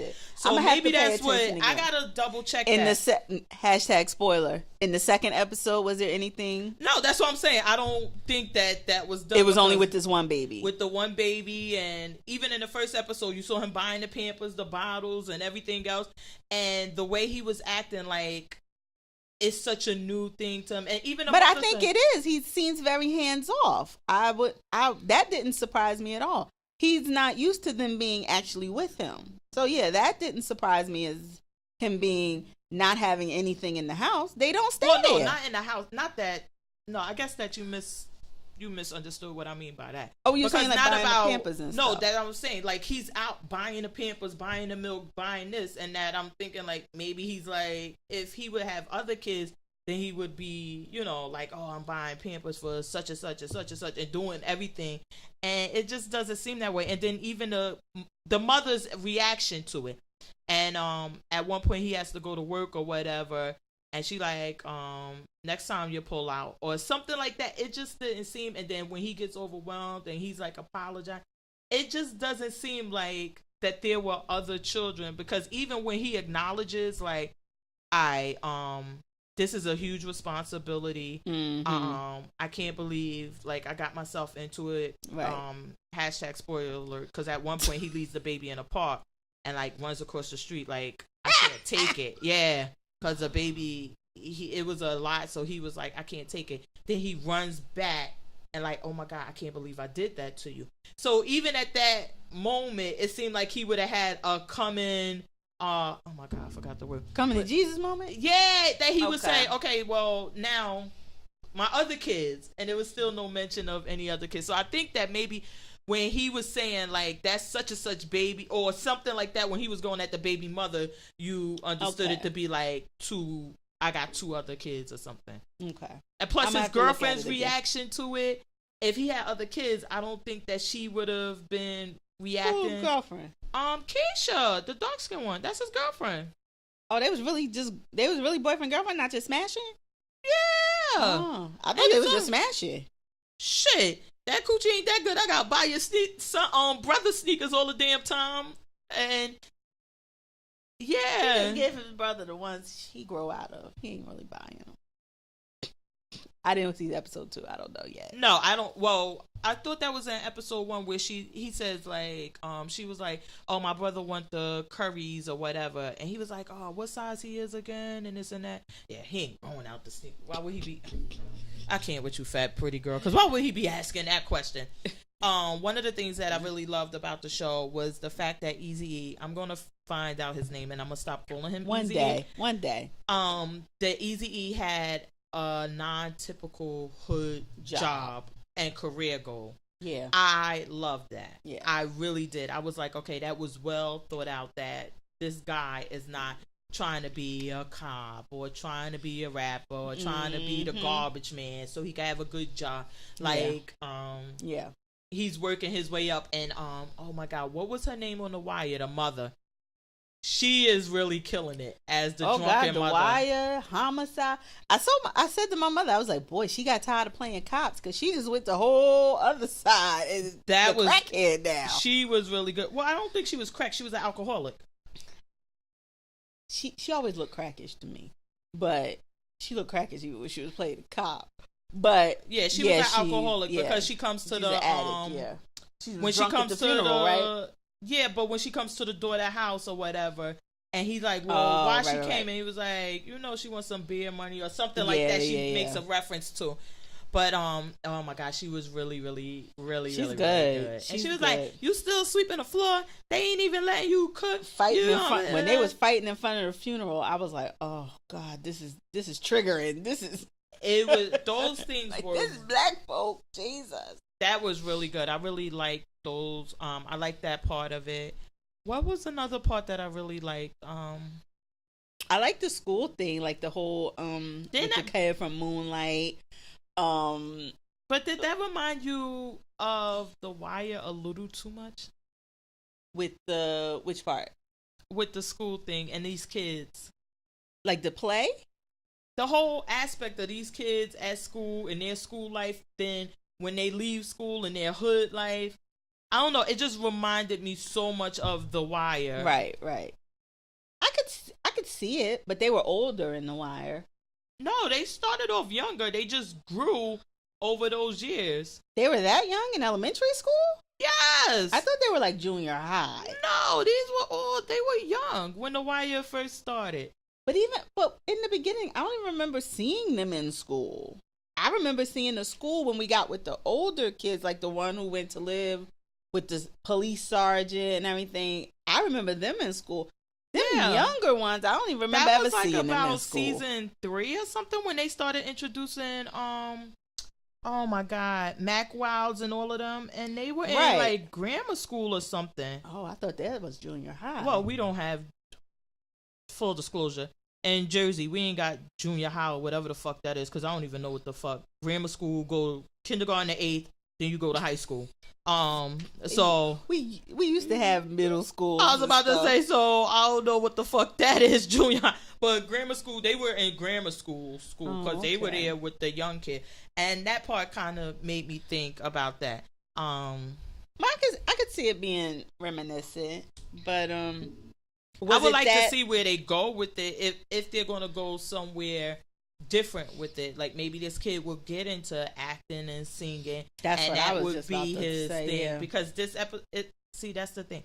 I don't know if it's this episode or the next. In the first episode, he does this is when he does the singing. The teacher makes him sing, and he was like fighting against it, looking at the pretty girl. But then he does it, and he's good. Yes. And then the first episode was also he asked the girl out finally, and she says, "Oh well, not this weekend because I'm going to the movies with Jake." His friend. I know. Oh my God. With full disclosure, I thought Jake was supposed to be the Lena Waithe kind of as a kid. I thought he was a girl the whole damn time till then. Because the dreads is what made me like, oh, this is Lena's cat. And then when they said Jake, I was like, who the hell is Jake? Wait, is she saying that the show is about her life? Well, she grew up in Chicago. She's from Chicago, so I thought it was just like an homage to her as a kid. I was about to say. I didn't think it was her. Make the show about yourself. No, I didn't think it was her, but I thought it was like an homage to herself being in as a kid in Chicago schools. Okay. So I'm like, the hair was similar. So I'm like, oh, this is... Like she's got a kid. Were overthinking that because that boy was clearly a fucking boy. Who is Jake? He was clearly a boy. I'm like, okay, I know Biggie Smalls. I know this one. Who is Jake? And then it's like, Jake, that's a boy. Yeah, you like, overthought. That's a boy. I think that because you knew who was the producer I'm sure and the that's writer, what it was. And you went over into it because they said his name more than once. But the whole time I'm like, who's the Jake kid? I don't even know who they're speaking of. Clearly a boy. I was like, oh, Jake is a hater, and then that's why they were fighting in the alley when they came upon the guy. Mm-hmm. So I guess that's going to be the thing, is that maybe we'll see that their story is going to be the entertainment business and the arts and all of that. We don't have too much of the street yet. I guess that's going to come in with, is it Jacob or Jacoby Lattimore? Apparently, because my daughter knew the shoe him. Fetish. Yes. Okay. I think it's from Jacob where? Lattimore. let me see what he was Every in. Every time you say Lattimore, I'm like, Kenny? That's what I say. Is it Kenny Lattimore's son? And she like, no, it's Jacob Lattimore. And she like, just is like, really serious, like, and somebody else said it. They was like, "Who? Jacob Lattimore?" I know like, Eazy-E. I know the guy who killed the curly haired kid from Treme. About it, I know, and the mama. Okay, let's see where he's. And the mama. Oh, he's a singer. Oh, okay. Oh, maybe that's where she knows him from. But somebody else knew him. They was like, oh, yeah, Jacob Lattimore. I'm like, what you mean? Like, why everybody know him but me? Oh, he got 2 albums. Oh, Maze Runner, Collateral Beauty, and he was in Detroit. Oh. Okay, he got a little resume. Go on. Empire. Oh, maybe that's what Empire. It is. Well, girl, I can't really see, so I forgot. Put your old lady. I know the thing, on. Right? I see Empire. Then it says music. Okay. All right. So that's what she was saying. She was like, oh, it's Jacob Lattimore. All right. I like him. Yeah. He was in a lot of movies. Ride Along. Oh. Okay. One Tree Hill, shit. Well, damn. How old is Jacob? One Tree Hill is not a new show. 2009. Damn. Well, how old? When was he born? He is 21. Shit, he was a teenager. Yeah. But he's really good. So now I think he's doing a great job. He's totally believable in everything that he does on the show. I really like him. He's like the standout. Him and Eazy-E are like the standouts. Yeah. To me. I like well, we saw Eazy-E after Straight Outta Compton. We just saw him in another movie. What was that last movie he was in? Goes right out my head. Skull Island or something. Yeah, like that. Kong, Skull like Island. That. Yeah, we saw him in that. Detroit. Yeah. So he's been busy. He said he's getting a lot of. He was on, like you said, he was on the Breakfast Club. He said he's been getting a lot of scripts and he's booked and busy. Oh, he's in Mudbound too. He said. And somebody, listen. The way he described the movie, I want to see it. I want to see it. Exactly. I had no interest in this movie until I knew I heard it was him sharecropping, but sometimes I'm just like, I need a break. Another slave. I need a break. Well, Charlamagne has said the same thing. He was like, "Oh, I can't take these slave movies," and he was like, "Well, this really wasn't a slave movie." Yeah. He said, we always jump from slavery to the civil rights, and there was a time when there was history in between. Yeah, and no one really touches. So now I do want to see it, and see why the fuck they nominated Mary J. Blige, because I never seen her act. Anyway, maybe because her husband divorcing her, they like, you know what? Just nominate her. Aww. Shit. Just give it to her. Give it to her. Aww. Well, husband's not divorcing her. She's divorcing him. Right. For cheating. Yeah. But yeah, so the shot. The first episode wasn't my favorite. It was really, really, really, really predictable. It was also predictable that everyone would somehow meet up and, like how you were saying, like crash like each crash. other. Yeah, everybody's gonna interact. It was that part was really predictable. It just wasn't the best. Yeah, but I think that, well, like what the guy Eazy-E was saying on the Breakfast Club, that's the cycle of violence too. You meet not necessarily under the greatest of circumstances, and your paths cross, not even knowing that you're interacting and affecting each other's lives in this way. Mm-hmm. People that live a block from you or 2 blocks from you, maybe in a little bit better neighborhood like Eazy-E and his girlfriend, but still in the same neighborhood, and you're affecting these lives. This is just intersectional. So yeah, I think that's what it's showing, because just like with Shameless, it's just the whole opposite spectrum. But the neighborhood in Shameless, everybody comes, everybody knows Frank and everybody knows the kids. Mm-hmm. And everybody, it's this, to me, it's the same premise, just less laughs. I was about to say, this one, it didn't seem like they were, because he didn't know anybody. It seemed like when he went to the hood, he didn't know anybody. It just so happened, Eazy-E, that he saw Jacoby or Jacob, whatever his name was, Jacoby. Right. I'm going to call him Jacoby because I like Jacoby. Jacoby Lattimore, and Jacoby like, oh, that was your brother, like my girl. And he does say my girl. Yeah. My girl Keisha, not my girl Keisha, he said my girl, her little brother saw it. And I think that, that's how they all kind of meet up.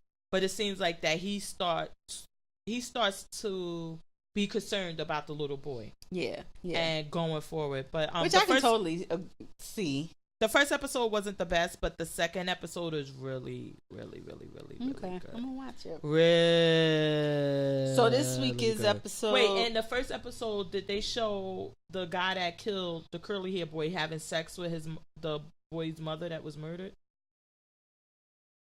Having sex, no, but we saw him going back home and telling her what he had done. We saw him going back to the house and giving her the chain, and she was like kind of bringing him in the house. Yeah. But we knew that they were in a relationship. But they weren't in a relationship. That's the thing. That, remember, his boys are cracking on him because he was like, "Yeah, my girl." This, and he was like, "That ain't your girl. Y'all been broke up." And he was like, "Well, no, I mean in the past they were in a relationship. Say, not like, currently together." Like, that ain't even your son. I was cracking up. That was, I think, something else too about the manipulation of compassion, because he had feelings for her still, and she manipulated that and telling him he needed to do right by their son. Like, how can you do right by someone who was murdered on a street corner And Whoa, that's a way that's not doing exactly what he did. He can't. Oh no, that's what she wanted. Yeah, that's she what I'm wanted saying. You go but out to there me, and that's murder. the manipulation. Like, of all the things I saw in him, I saw a wino. I saw maybe a ne'er-do-well. Murderer, I didn't see. Oh, wait. So you didn't put together. That's what I said. Maybe, I don't know, maybe it was too predictable or too close to the wire that he used to be about that life. And then he became not about that life. Yeah, and that's but where he's I at figured in that part. was their relationship had brought him away from that, bringing up the son, doing the basketball thing with him, being with her. I thought that had turned him away from that. I didn't get that. They said he was a murderer. He was a killer. Well, that's what I'm saying is that I figured he was criminal minded. Yeah. Oh, okay. Because I'm like, I just didn't get that he was necessarily a wino now. just around. Yeah, that's all we saw of him now. But do I believe that? Yeah, he was probably a player back in the day, still wearing that same members only jacket and fedora. Yeah, and then especially the fact that he just ran up to somebody and was like, hey, easily, yeah. So I'm like, I basically, that's why I said I'm gonna tell you the predictable to me. The first it was thing to me that it wasn't so obvious that he was criminal minded until, and maybe this is just me. We know I am not of the life, but I would not just so easily walk up to the neighborhood drug dealers and be able to question them. So when they was just so easily talking to him, calling over corner boys and stuff, I'm like, oh, this motherfucker has respect on like, the street. That's what I'm saying. Like, I took that he was an OG. Yeah, he was an OG. Yeah, that was my first up. clue that he was an OG. Yeah, like he hung it up, but clearly that he but was now I was life. like, he's a fucking wino wearing... And then even when he went to the mother, when she made that, like, you got to do something about it, it was like, would you ask, if you had a regular boyfriend stand up, would you tell him go out there and commit murder? Because he'd be like, how? Where am I getting over? Yeah, I ain't about this life. You wouldn't have manipulated him to get... You wouldn't even have suggested it. Yeah. Because he... Like, what the fuck? He gonna be looking at you like, bitch, how I kill a person? Google Siri, murder. Where do I get a gun? Like, bitch, I don't know nothing about that. And it wasn't anything. Yeah, no, I do agree with you that was predictable in the fact of what he used to be. Yes. That's what I say. So that's why I'm like, the first episode to me, it just wasn't the best. Yeah. It just wasn't the best to me. And that fucking hoe. She a hoe. She a hoe. Well, look, she had to pay him somehow, so he got day old pussy. She had to pay him. He had to do shit. But yeah, so now we're gonna be like 2-3 weeks trying to get caught up. I got episode 2. You'll be stuck. Yeah, but now I'm gonna be stuck for like 3 fucking weeks. You'll be stuck. So, and that's why I said I don't want to watch the show anymore. Because before we move on to reality, though, I did want to talk about really quick, because I know you hated it. Marvel Runaways season finale came along. Runaways season finale came on. You hated it still? They actually ran the fuck away. I thought you'd be happy. At the end that they were running away. And I think they even do the thing. I was like, but I wasn't paying attention to the show because I just can't take it. But my husband, he watches it faithfully every I'm week. with your husband. And I thought it was, I enjoyed it. It wasn't, I don't know, The Flash. It wasn't Marvel, whatever. But I thought it was enjoyable for a non-CW kind of show. Like, to me, it was if it was on the CW, it would fare just as well to me. It's a CW show. It was just, and I was okay with it. I liked it. Even the damn dinosaur. Well, I do like the dinosaur. The dinosaur was funny. And I like the dinosaur, but that's it. I don't like the rest of it. Yeah, because I just didn't. It wasn't enough for me. So they haven't announced. They haven't announced if it is getting renewed or not. Cancel that shit. Cancel it. Cancel it. Views expressed by cancel. Don't listen to her. But I was binging The Gifted, but I'm not all the way caught up. But I did like where they were going with that. I do like. I'm like, oh, but that's how I knew my addiction. My problem with these shows is not that they're bad shows. It's just that binge. When I need a binge. Yeah. I just crave it. I want to sit there all day, neglect everything else, and just watch them and watch them and watch them and watch them. Okay. I can't stop. I can't stop myself until I'm done. And then when I'm done, I'm mad at myself because I binged all the episodes on Marvel. And there's nothing else to watch. And I'm like, oh fuck, so now do I have to watch these every week? I can't do that. I guess I gotta wait for another Wait for another 5 or 6 to rack up. Oh my God. Okay, so you want to get to, I think that was basically it. We could get the reality TV. Yeah, that was it for me. What do y'all want to talk about reality wise? Oh my God. Because can we talk about these Love and Hip Hops? Go ahead and I'm gonna give you the floor to trash Both of them. First of all, New York should have been canceled. I told y'all before, cancel that shit. Cancel it and bring on the Mackies. I'm not here for these fake storylines. I'm not here for all of this other bullshit. Then I don't understand why people sign up for this shit when you have legit ways of making money and you're not about that life. Ooh, which one we talking about? The lawyer guy.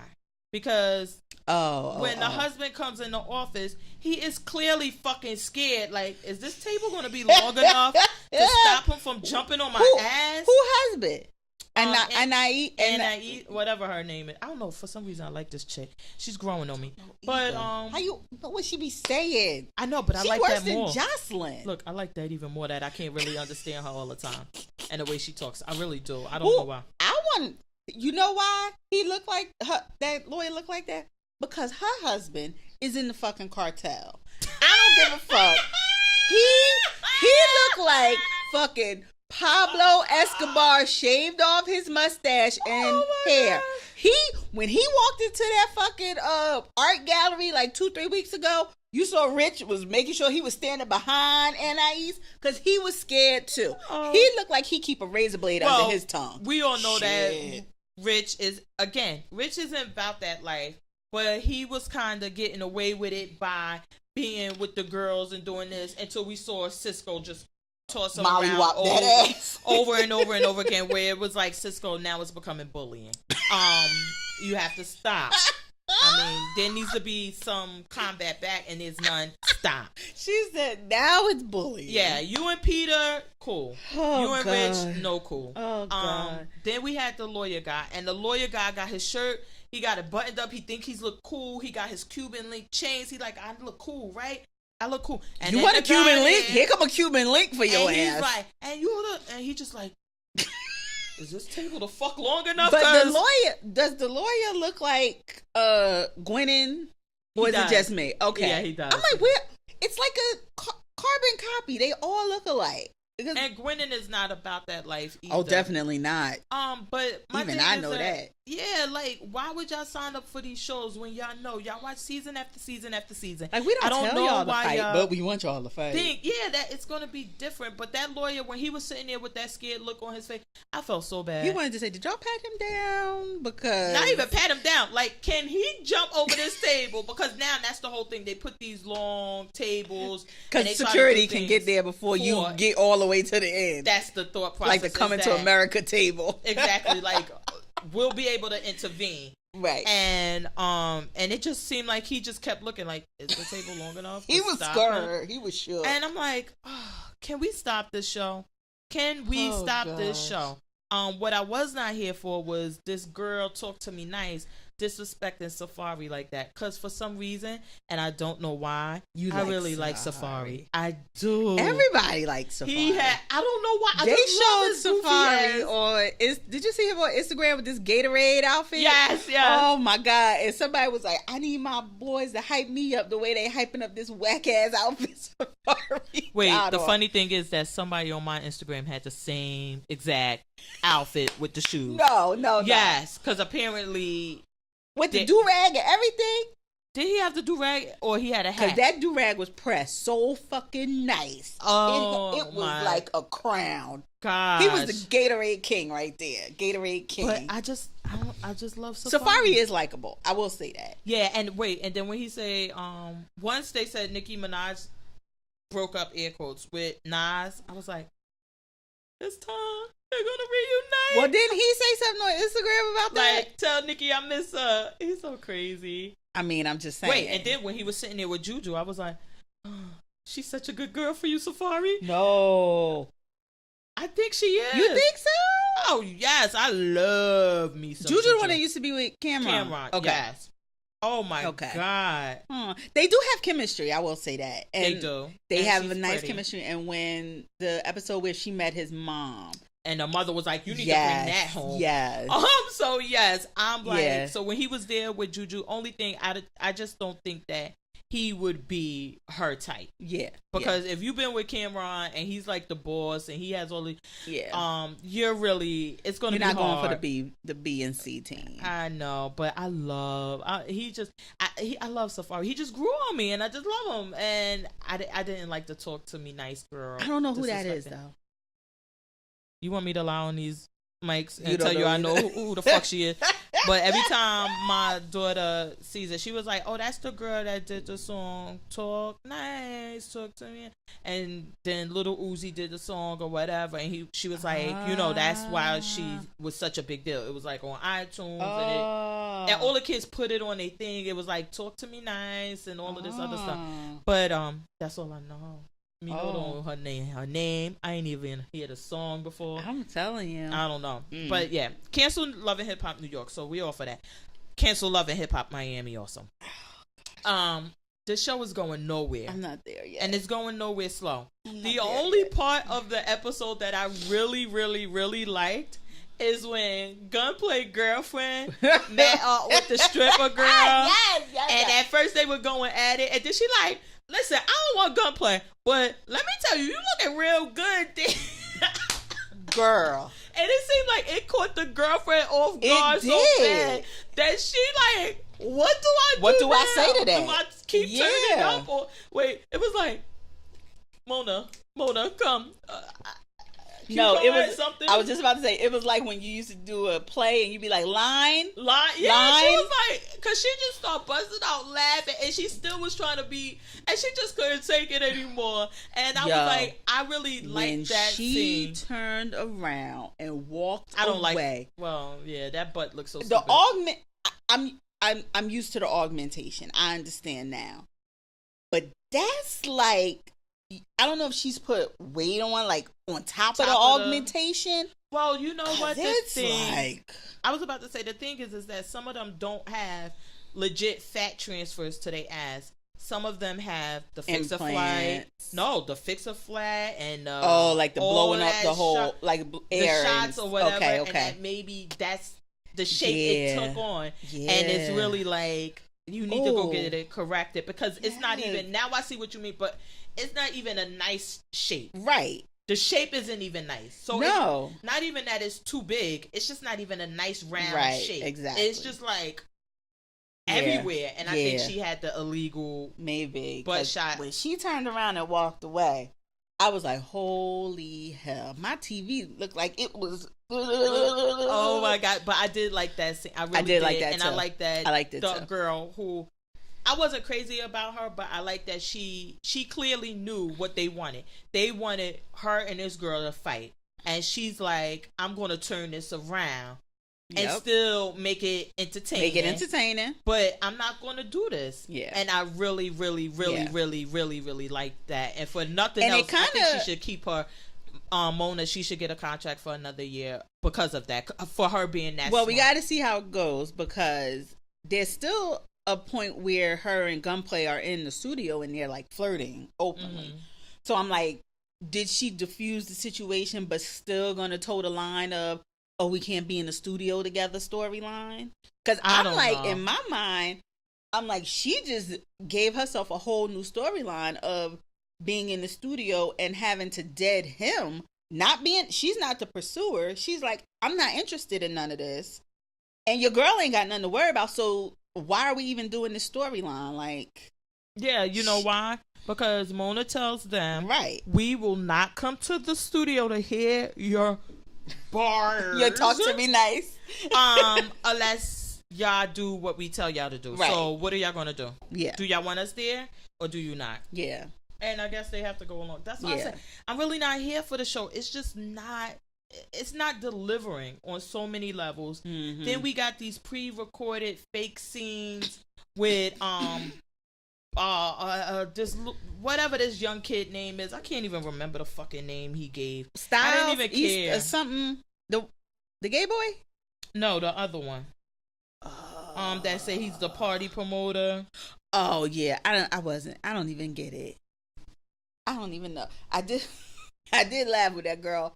The girl put him out though, when she was like, "Yeah, we don't want none of this at our party." And I'm like, wait, you do the same thing he do, but you just don't like the girls he bring in? That's what I said. It was so fake, and she's That like, was, yeah. "Oh, this is more upscale." And then her going to meet Bucky, and Bucky like, "Girl, Right. you know I'm your girl. I got your bag." So now she like, wait, I'm sorry. So now I could come. You gotta do it I again. think I can. Oh my God, that was such a good Bucky impression. I'm just like sitting there like, really, this where we going? Then where her and Pleasure P have to meet up, which we saw the scene on Love and Hip Hop Atlanta at least a good 5 to 6 times. Where we think he's going to Stevie meet J. with her. And No, I'm talking about when they met up in the parking lot. We've seen that. Oh, right. The whole thing at the end, nobody gave a fuck. Because nobody even believed that Shay was your girlfriend. So I could give a fuck about this girl either. Like, yeah, I mean that was I was thinking with the scene with him. She's cooking, and we're gonna have a nice dinner, and you see him walking at night with sunglasses on, and I do that. You gotta keep that swag level at 100. Shit. Now when your ass is already in the dark, I can't see where you going anyway. Shit, I can't see. Let me tell you, I can't see, and I keep. And he walking into dinner with some other girl. Oh, why can't like they that? I know we've seen a million times. Why can't they tell a story of Pretty Ricky getting back together and what they're going through? You're the only one that was that. Well, I don't want to see. Full disclosure, I don't want to see them. Like, if they had a show, me, I had to Google these motherfuckers to see what it looked like, and it's a hot damn mess. And I like it. But the other one was my song. But if they had a concert and it was like $15, I would not be there. However, I think it's really entertaining to see them try to get back together, try to get money, try to book shows, the conflicts between them. Yeah, I mean, this is what we see. That's where the interest is. I was about to say the conflict. That's what we're here for. So TV movies are made about this. Yeah. The New Edition, The Temptations, all of these movies are made about that conflict between them. Pretty Ricky maybe a 1 hour special. No, Love and Hip Hop. Shit. That's the whole movie? Yeah. What the we already I gotta sit here to watch all this other shit just because y'all couldn't flesh out a 2 hour BET movie? Oh no, they can't get a 2. What they gonna fill a 2 hours with? It's 3 damn songs, girl. 3. How many times we gonna see them say? Nah, for me. And I watch the Hotline at least 6 times. I'll watch the Hotline. I can't lie. That's my shit. God. But yeah, like you gotta mix that shit in. I don't think that's. It's not giving enough. Yeah. It's not enough. I can see what you. Now the thing I wanted to talk about is Trick and this wife. My God, this / not / we've been together, but I was so perplexed. And so this is Trina's another cousin that Trick is married to. And they have been married for years, separated for the last 4 years. And they don't want to get divorced for what? And she just shows up at the house after 4 years that he didn't see. He said he hasn't seen her in 4 I'm like, years. bitch, how you even get in? Security know you? No, what's her name was there? Remember Dawn from Love and Hip Hop Atlanta? That's right. But they have children together. I believe. They do. I believe they have children because he has children. Right. And if he's been married to her, that don't matter. I was about to say, it is. His name is Trick Daddy. The trick is he the daddy of everybody. It's just like, what the fuck? Yeah, like this storyline is so tired. I didn't get what that was just about. Like, yeah. I would like to see you have a real relationship with your ex or your soon-to-be ex, and y'all go through that. Like he said, he was like, listen, you messing with these dudes and they can't do nothing for you. You driving a $120,000 truck. The tire is $1,200 each, and they can't even buy you a tire.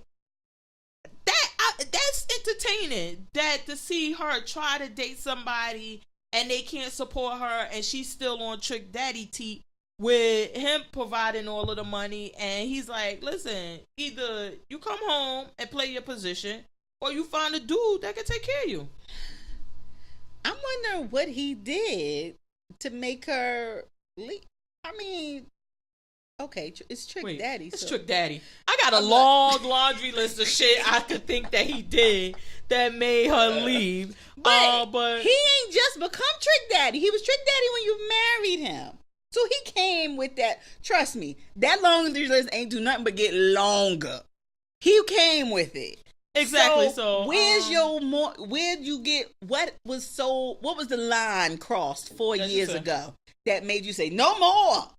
But I still need a check. They need to do a Nan Nigga 2015 version, and he told me no. And Nan Nigga was my shit. Lord have mercy. Like I understand what you're saying. Like, this episode I wasn't with the like Afro Latina. Again, I wasn't here for the straight storyline of light skin versus dark skin. But I would have liked for her to explore more into the Afro-Latina culture and what that entails. Because like I said, I've always known that there was dark shit. It's some black Puerto Ricans and Dominicans. So I always knew this. I always knew about the whole light skin versus dark skin, even in that. But I didn't know that they identify themselves as Afro-Latino. I don't know what that entails. Is it something separate or is it all the same? I mean, give us something. Give us something. And she's really not. It's just like, oh, because I'm Afro-Latina, because I'm dark skinned. And it's like, well, I mean, I don't know, because then she said, and shout out to Cardi B, or was that on one of my YouTube clips, where she was saying, my fellow Afro-Latina, and I'm like, okay, so is Afro-Latina a part of DR y'all come from? Like, what makes you Afro-Latina? Because Cardi B isn't what I would consider dark skin at all. Right. Or is it a certain, I don't know, but y'all not giving it to me. She's not giving it to me. And I mean, this is me going way back into my college days. I always presume that Afro-Latina, whatever, you just got your heritage, you just got dropped off on the boat first. Like, the boat left Africa, like molasses, the rum, the slaves. That was the trade. Slaves in Africa, molasses picked up in Hispaniola, Dominicana, traveled to America to make the drop off. So I've always been taught every origin story began in Africa. Well, because the black man is the original man. African is the original man. I'm sorry. Peace to the gods and earth. What's the math today, God? What's the math today? But I do believe that I thought her original identification of being Afro-Latina was tied directly to her color. That's what I presumed her identifying as. Well, I don't know, because she don't fucking tell us. But to me, like when the DJ guy, whatever the fuck his name was, when he was like, well, where are you from? And I'm like, to me, he sounded more ignorant, because I'm like, we all originated from Africa, so she is tied to Africa just as close as you are. They were just in your hut a little longer, diluting. I was about to say, we ain't going all the I'm way just there, saying, diluting the line, making your skin different, making your skin fairer. The line is just more diluted, but... Well, no, I guess that the thing is that... To me, he sounded so ignorant when he asked her that. And listen, you think I really expect anybody on Love and Hip Hop to not be... sounding... But I just feel like, so my whole thing is that if it's strictly just a skin thing, then how is Cardi B an Afro-Latina? Right. And then is J-Lo an Afro-Latina? Or does Afro-Latina only include Puerto Ricans and Dominicans? I don't fucking know. I'm so confused. I thought you... Well, I assume it was the same way we say Afro-American. I don't say that shit. It's just the tie to people Africa. still say Afro-American? African-American. People still say that.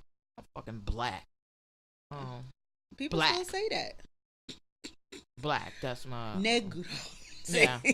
I'm black. But it's the tie to the original, and then where you landed is the way I presume. I always identified, I always saw. So then all that. So is it that? That's what. Well, I guess that's the thing, is that I want to go more. You want her to tell us her perspective into, of it. Is that what is this whole culture? Because again, that's why I was so interested in her, because I'm like, this is something I never heard of. Really, I never heard of this whole Afro Latina or whatever. I just knew light skin, dark skin. Yeah. Give it to me. What is it? Because then it can't just be that, because then all of y'all Afro Latino, Afro Puerto Rican, Afro. Well, they would Spain, be Latino. Afro, Afro. Like, because if Latin, you identify as where the original was, Afro Norway, Afro. That's what Canadian. It doesn't make sense. So, is there a culture in DR for this subsection of people? Yeah, I don't know, but I don't know what it is. But you I don't. want to know. But she's not giving you the education that you thought she'd be trying to bring. No, right. Other than saying that she wears an afro and she's dark skinned, and I'm like, yeah, okay. So it's the whole light skin, dark skin thing, and that's I'm over that. I mean, I think I would love. Oh, please! I think a lot of people are over it, but I still think. I don't think you've ever seen it played out in the Hispanic community on TV. Nothing comes to mind right away that it was played out in the Hispanic community. It was always our community. Why doesn't she, if she's just going to rely on this whole tired old thing about the skin color, why doesn't she really, really go there and say, look, we come in all different shades, and look, these are my cousins, and they're this color, and this one is on this side, and I'm not here for the shit, but if that's where you going, then go somewhere with it. She said that to the guy the first episode, but she didn't pull out like the family or whatever. No, I want you to show. But she did say, you know, we come in all colors. You know, we come in all kinds. You know. But yeah, I took that more generic, like how people be like, I don't care if you're red, white, blue. I love it. No, bring the fucking cousins in.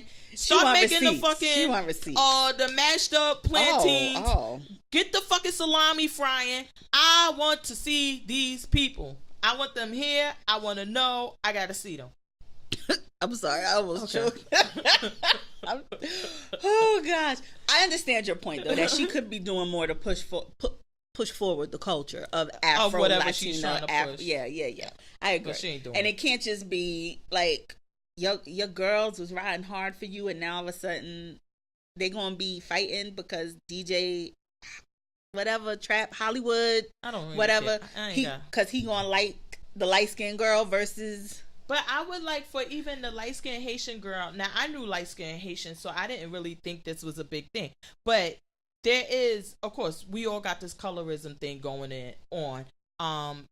But there is also a certain thing with the Haitians about those who speak Creole and French and but it's a whole thing. Because remember, Haiti just had this whole thing where if you were on the Dominican side, you had to prove your papers of being born there, or they took your ass right back over the line to Haiti. Yeah, well. But I mean, there were people who had been living there for years. Don't we do that shit in America?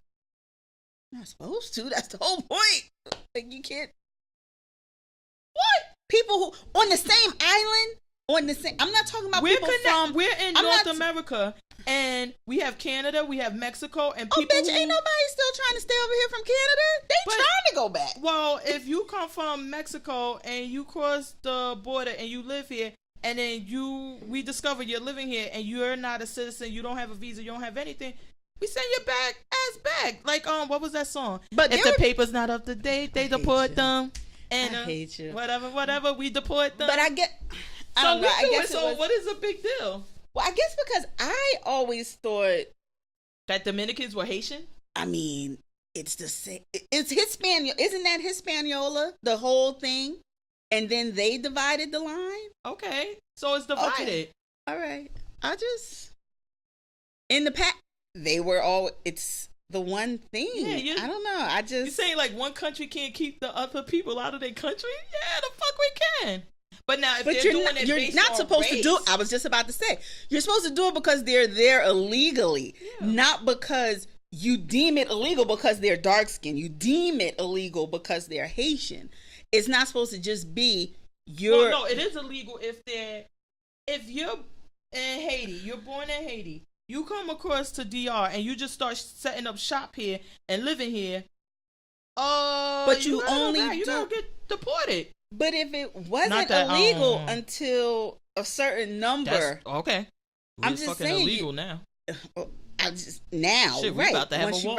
Once we get to 6 billion. Shut up. But anyway, I don't see that as being that. What's the name? But there is a whole thing now. I know about with the Haitians and everything, and I also know like with the DR. My friend, she used to tell me like the darker ones, they would call them Haitian and say things like that, and Haitians were seen beneath them. Yep. That's something, but she's not going there. Yeah. The light-skinned girl, I was really interested in her, and I was like, I wish she would kind of come out and tell that story. Yeah. If that's her story, that look, I'm a light-skinned Haitian, so I'm really glorified, and you know, I'm looked up to. I'm beautiful. I don't speak Creole. I speak French, and I'm treated differently as opposed to I want them to like tell a story. Yeah. And I think part of what she started out with telling was, and I just compared it to Amara because they were telling it at the same time when Amara was sitting there telling the girls what happened to her, was how people look at her and presume she's not Haitian, presume she's anything but, and then when she sticks up, she identifies herself, they're so surprised and they're so... Let me tell you, hold on, baby girl. Now I want you to tell a story, but I want you to tell the truth. You do not look anything other, that nose and all of that, you do not look anything where the Vega girl or whatever, she looks like, maybe if she wasn't dressed, I know this is so racist. No, she wasn't dressed so Hispanic. Oh, I was about to say so Spanish. In fucking sequins and heels. I was about to say that. If she wasn't dressed so Spanish. A choker jumpsuit. Exactly. Yes. And she would put on like a polka dot blouse with a pencil skirt and some, and then like people could say, oh, she's white. She look like natural Barbie if you put her in some damn dashiki. So I think that's, but this Haitian girl, that's clearly not, no one's mistaking you for anything. Right. You are clearly Haitian or whatever. But it's clear you're from some island. You're not here. Yeah. But there are some people who are ignorant to the rainbow that exists in other countries. And if you don't see somebody with, and this is going to sound really bad, crouched down at a stream with flies and shit on them, they don't identify it as Haitian or Nigerian or South African. They don't why would I identify somebody crouched down at a stream with flies as a Haitian? Some people, and if you want to get real, we'll talk about Trump's racist. America 45.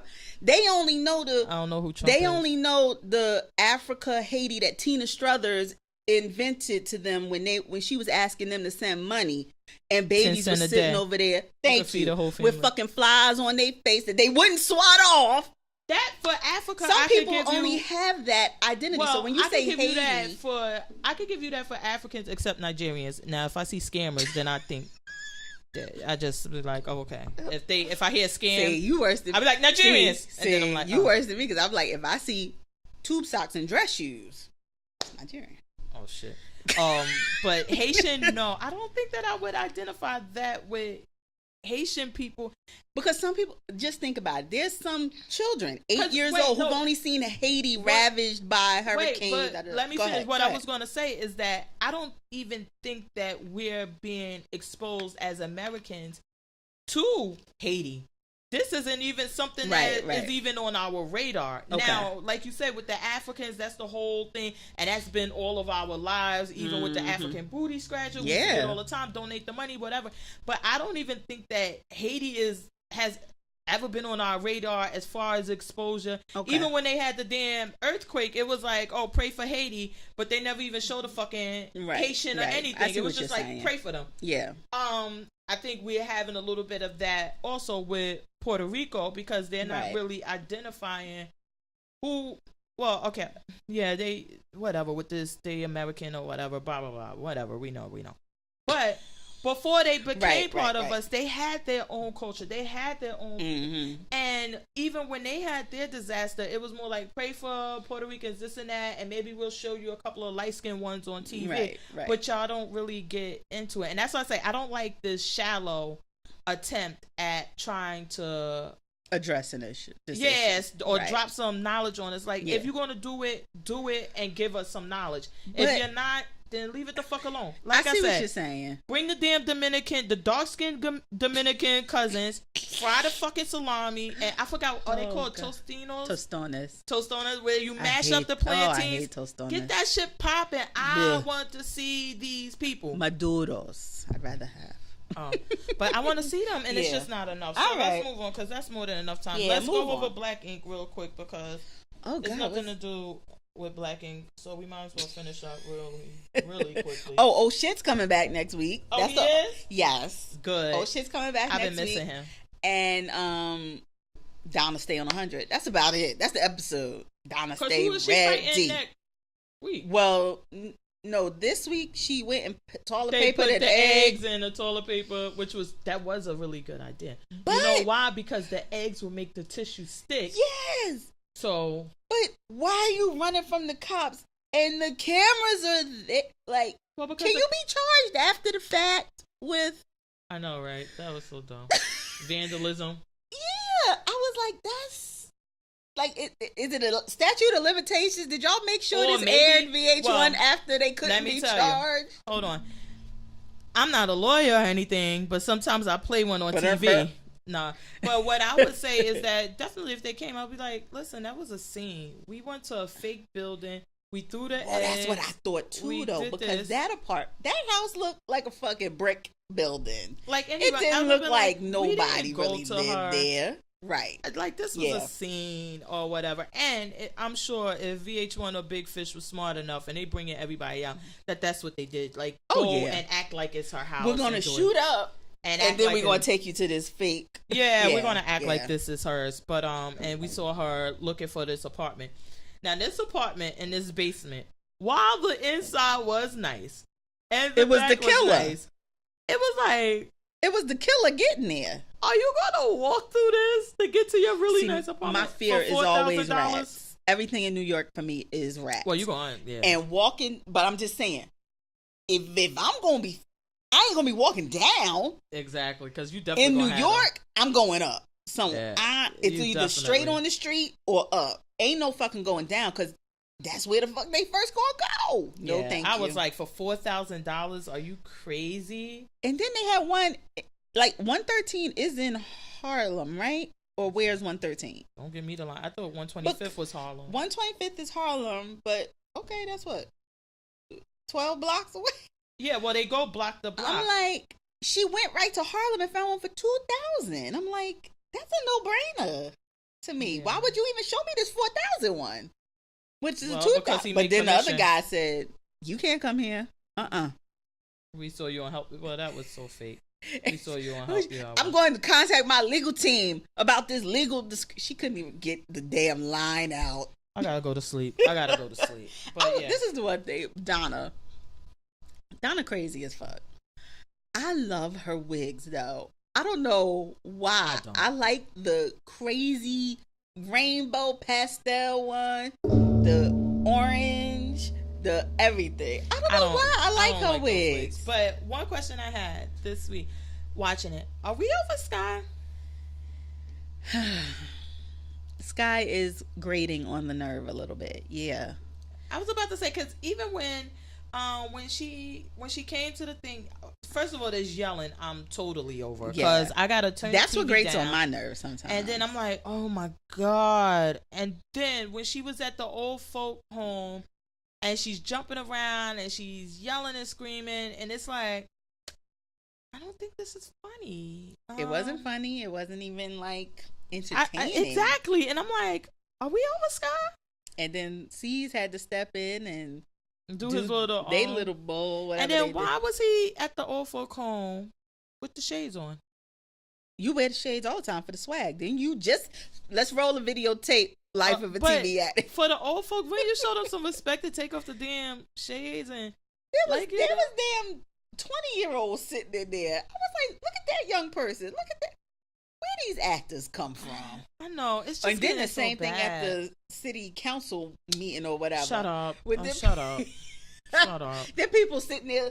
They said, okay, we about to start. I need y'all to look real disapprovingly and nod and yes and no. Just nod and cut your eyes at them because they're bad. And go. Yeah, it was just it's really getting bad. But then I have to when I was watching it this week, my whole concern was like, are we over Sky yet? It's getting there. It's getting Sky done. Because I'm like, if she got a spin off, I don't want to see this. this. No, I don't want to spin off. Because I'm like, I don't want to hear this yelling all episode long. And these over. You mean like a Black Ink Atlanta? Well, that's clearly where they're going with this. Yeah. To the Atlanta. And I think that Sky it going couldn't down be all there. her. Well, Sky going down there is because they probably said, okay, you're our star on Black Ink. We're going to make the show centered around you. C's definitely has wind of it because he's like, I'm going to stick to Sky like fly on shit. I'm going to abandon the shops up there while sister. Yeah. Fuck those shops up there. I'm coming down there because I see where this is going and I want part of this. Yeah. I could always be part of the original Black Ink crew because of course I own the name. Right. No, not the name, the shops. Right. But this one may be a spinoff with her and her only. I need to stick to her. Okay. This brother sister bothers me a lot because not that I don't think they probably have gotten close over these years because now which this shit off topic real quick. Well, no, it's still on topic. This stuff's starting to remind me of Hunger Games with these reality shows. Because remember in the Hunger Games that after your season I'm calling it season. But after your game pretty ended, much, that's what your game was. You went on a tour of all the districts. Yeah. So it seems like on Black Ink and all these other reality shows that after your season ends, if you have a really good you pop up on other, or you're popular, then you go on a tour and you go to all the clubs, you book all of these shows, and I think that her and him probably got close being together, going to do all of these shows and everything. Yeah. I'm not here with Ted as the resident court personnel. Every week he's just gonna be at court with somebody. He gonna be hanging out.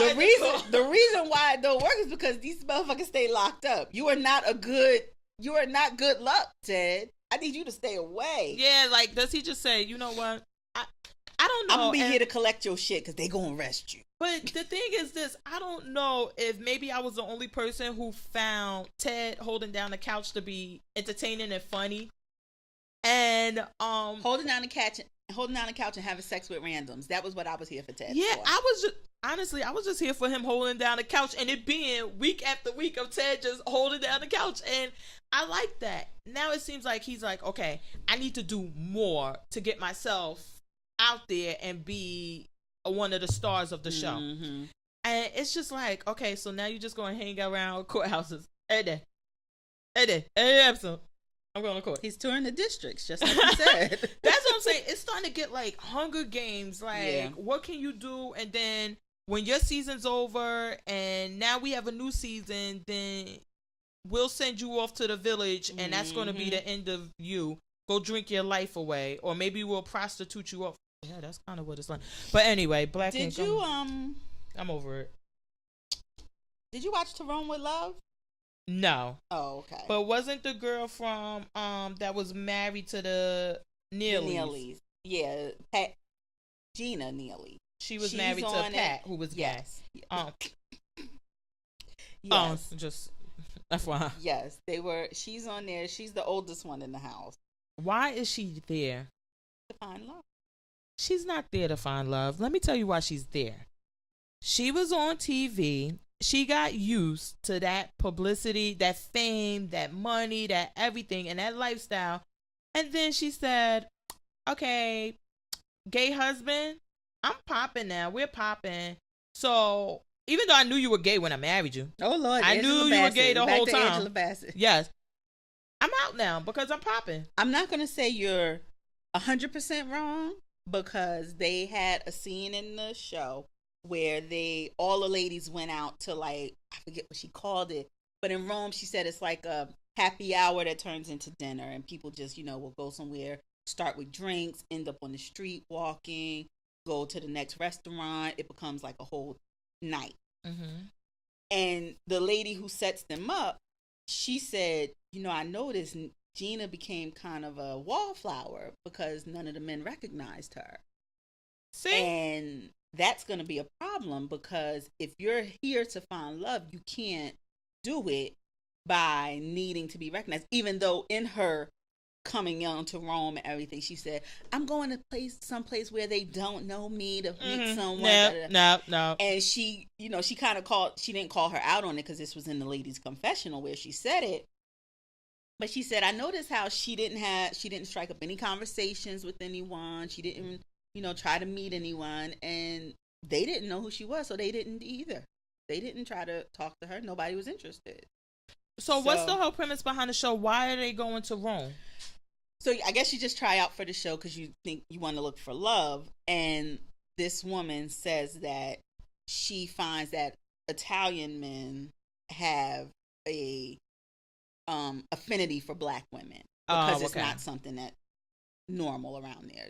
It's a unicorn kind of thing. Mm-hmm. So, they have their whole. That's another thing with the we were talking about the colorism and the race. They have a whole thing about Sicilians, so they're like looked down they're upon. Close to Africa, their features, yeah.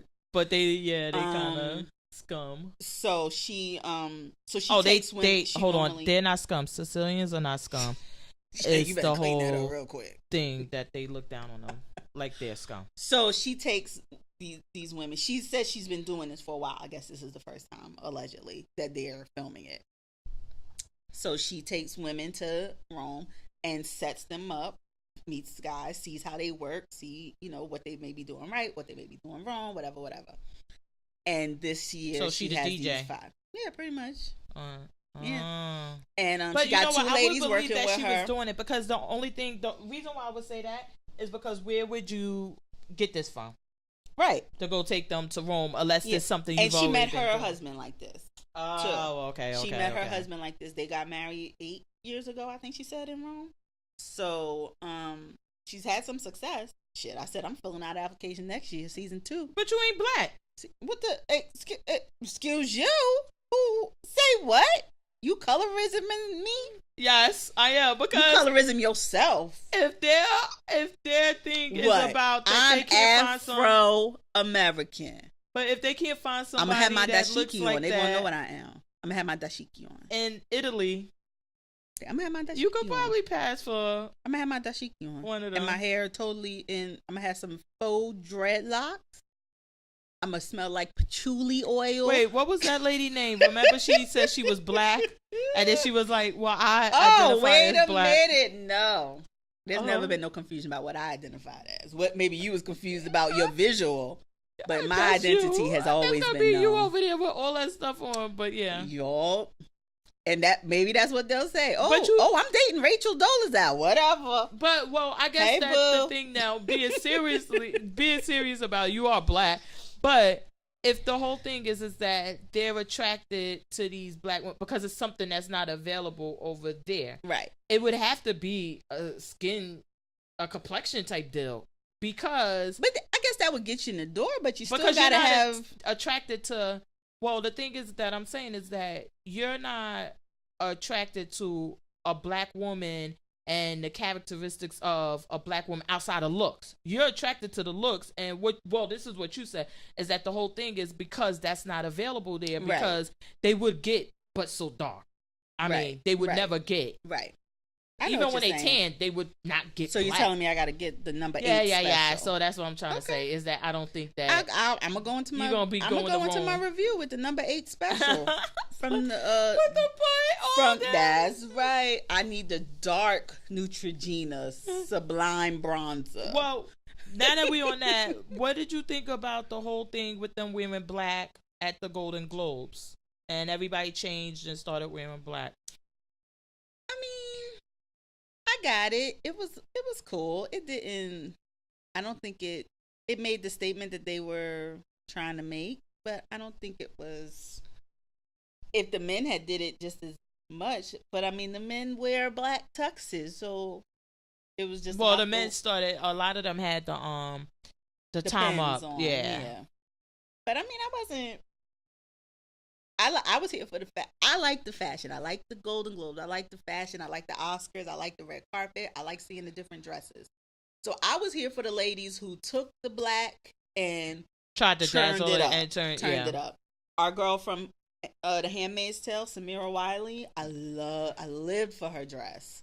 It was black, like a tube dress, but it had that thing. I know what you mean, but I like it. I loved it, and then it had like it appeared to have no shoulders. I didn't really. I thought she looked so good. I loved it, and the makeup wasn't great, and it was a lot of problems. Allison Janney, I liked hers. To me, she looked like a butterfly because hers was like white, but it was like a it almost looked like they crisscrossed it, and it was like I was here for hers. Well, yeah, I was about to say. So I don't know. For the Golden Globes as a whole, what did you feel about them? I enjoyed it. I enjoyed it. It was predictable. Some of the stuff that I figured we would get some stuff, and Get Out would never get out they seat. I didn't. You know what? Honestly, I didn't. I did not think that Get Out would not win for a comedy though. The reason why, and let me say this: the reason why I didn't think that Get Out would not win. Because the movie was really good, and that it was this whole controversy about it being put in the comedic category. Then it turned out that he did it himself, and all of these other things. And so you thought people would have just thought it deserved it. It deserved the award because it was a good movie, right? Regardless of the category that it was in. I honestly, I did not see them not getting an award. Yeah, I just did not. It really had me interested in these fucking billboards. I'm like, what the fuck are these billboards? What are they about? I gotta see this movie, but that we're gonna say that part for another thing. But there's a guy on Twitter who he was shocked because apparently a couple of characters in there are racist. I guess it's, I don't know, the Sam Rockwell character he says is racist in the movie, and I can't remember the other one. It wasn't, I don't think he said Frances McDormand's character, but it was, and he was like, I just can't believe that in this climate and where we are, that people are winning awards for playing racist. We see this every day. What is so phenomenal about it? So he was surprised at the... Shut up. Well, I haven't seen the movie. I gotta see it, but I don't care about that. But as a whole, I thought the show was starting to get a little preachy. I loved Oprah's speech, but the over and over of this time's up. Mm-hmm. It was starting to get a little preachy. And I was like, okay, we got it. All right. I just wanted to know how you felt about the Golden Globes. Yeah, I think they could have done it. Like, my favorite was Natalie Portman because she's so shady. She's a savage. And when she came up there with Ron Howard, they did Best Director, and they showed all these male directors, and they all could not hardly look into the camera, and she proceeded to say, yes, let us show you all the male nominated for Best Director. And it was like, oh, damn. And even Ron Howard was like, okay, awkward. Why would you say that? Like, if they'd have kept it kind of light with it, I thought Seth Meyers did a good job in his opening. I thought his monologue was really good. You know what the thing was? That's what I'm saying. Like, I don't know. If it was done well, I didn't mind it, but it was just like, even Selma Hayek at some point was like, come on, 1, 2, 3, time, and it was like, all right, that's getting to be too much. Yeah. But taking those jabs, I like that because it shows the person's personality and their ability to come up with stuff quickly. I really do like that. Because even with in the opening monologue when he had the ladies doing the jokes, and he was like, I'll start the joke and I'll set it up and you finish it. And when it got to Amy Poehler, and she was like, oh, you're going to mansplain to me how to tell a joke? I know how to tell a joke. I'm like, stuff like that. I like that. Yeah, I like that type of stuff. I understand what you're saying. It was okay. It was cool. Okay, so I don't know how we got there, but let's It's always a good breakaway. I think we had the Critic Choice Awards too. I didn't watch that shit. Oh no, I never watch it. I just look on Twitter and see who won. I watched, you know what I watched this week? And I DVR it every night. I watched the Colbert Report. Okay. But it's not called that anymore. No, just the Colbert Show. No, it's not even called that. The Late Show with Colbert. The Late Show or some shit like Stephen that Colbert. now. So I watched that, and it was really, really good. He had James Franco on there. And it seemed like someone prepared what his response should be about this whole thing. Yeah. And then when Steve asked the question, like the follow-up to go on, he was like, and then he was like, I'm like, oh my God, is he gonna have a baby there? Then he started saying some big word that then I was like, oh my God. I was like, see, you don't really believe that shit. Because if you believe that shit, you wouldn't be struggling so badly to answer. You don't believe it. Somebody prepared what your response should be. But any follow-up question, you don't even know what to say. Ready. Yeah. Exactly. And I was like, I know he left that stage pissed. And then the girl from the shot, how do you pronounce her first name? Lena. Wait. Is it Lena? Writer? No, it's the last name that was weird. Wait. Okay, yeah. Not the first name. So she was on there and she was talking about how Aziz, is that his name? Aziz Ansari, yeah. Aziz Ansari. Okay, I met a guy. Well, I'll tell you off. You about to rip this? Yeah, I was about to say, I'll tell you off. So, and she was like, you know, he kept telling me to rate, and I was like, no. And then I was like, I'm busy. I'm in London. I'm going to London and shoot a movie. He's like, all right, I'm gonna come over to London, and we'll work on it. And she was like, I'm so happy he did. But then she was talking about the Shy. She showed a horrible clip of the show, which I was like, why would y'all pick this clip? Which was it of a recent one of the two? It was one of the episodes. It was of Eazy-E finding out that his brother was there or whatever, but he was like in the alley in the back reading, and somebody comes up to him. I'm like, why didn't you show where he gets so angry and he balls up his fist, but then he starts to slowly release them and start cooking? I'm like, that was such a great scene. Yeah. And you picked this bullshit? Yeah. So I was like, whatever. But she was really good. And then she said, because Colbert was like, listen, I hear that you made history as the first black comedy writer, female comedy writer or whatever. Right. To win a Emmy. Right. And she was like, yeah, you know, I'm just got to make sure I'm not the last. And I was like, I loved when she said that. Because it's like, no, don't cheer me on and soup me up. Like, I still got work to do. Right. Because just because I got it, now I need to make sure going forward, this bar is available to everybody else. I don't feel comfortable in this position of being the only. This shit, it shouldn't have took this long. And I started to like her. Yeah. And at that point, because I didn't like her on Masters of None. Yeah, I remember you saying she was too much.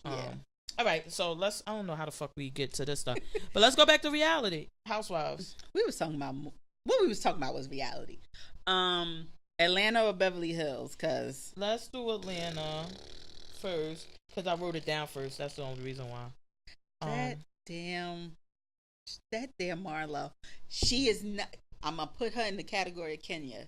She's not going to bamboozle me. I'm not going to start liking her again. What did she do this episode that make you want to like her? I just thought she was funny with the thing with the tea at the Hamptons. I thought that was a really cute idea. I loved her setup. I got to say, she's so freaking bougie. Normally, I can't stand her.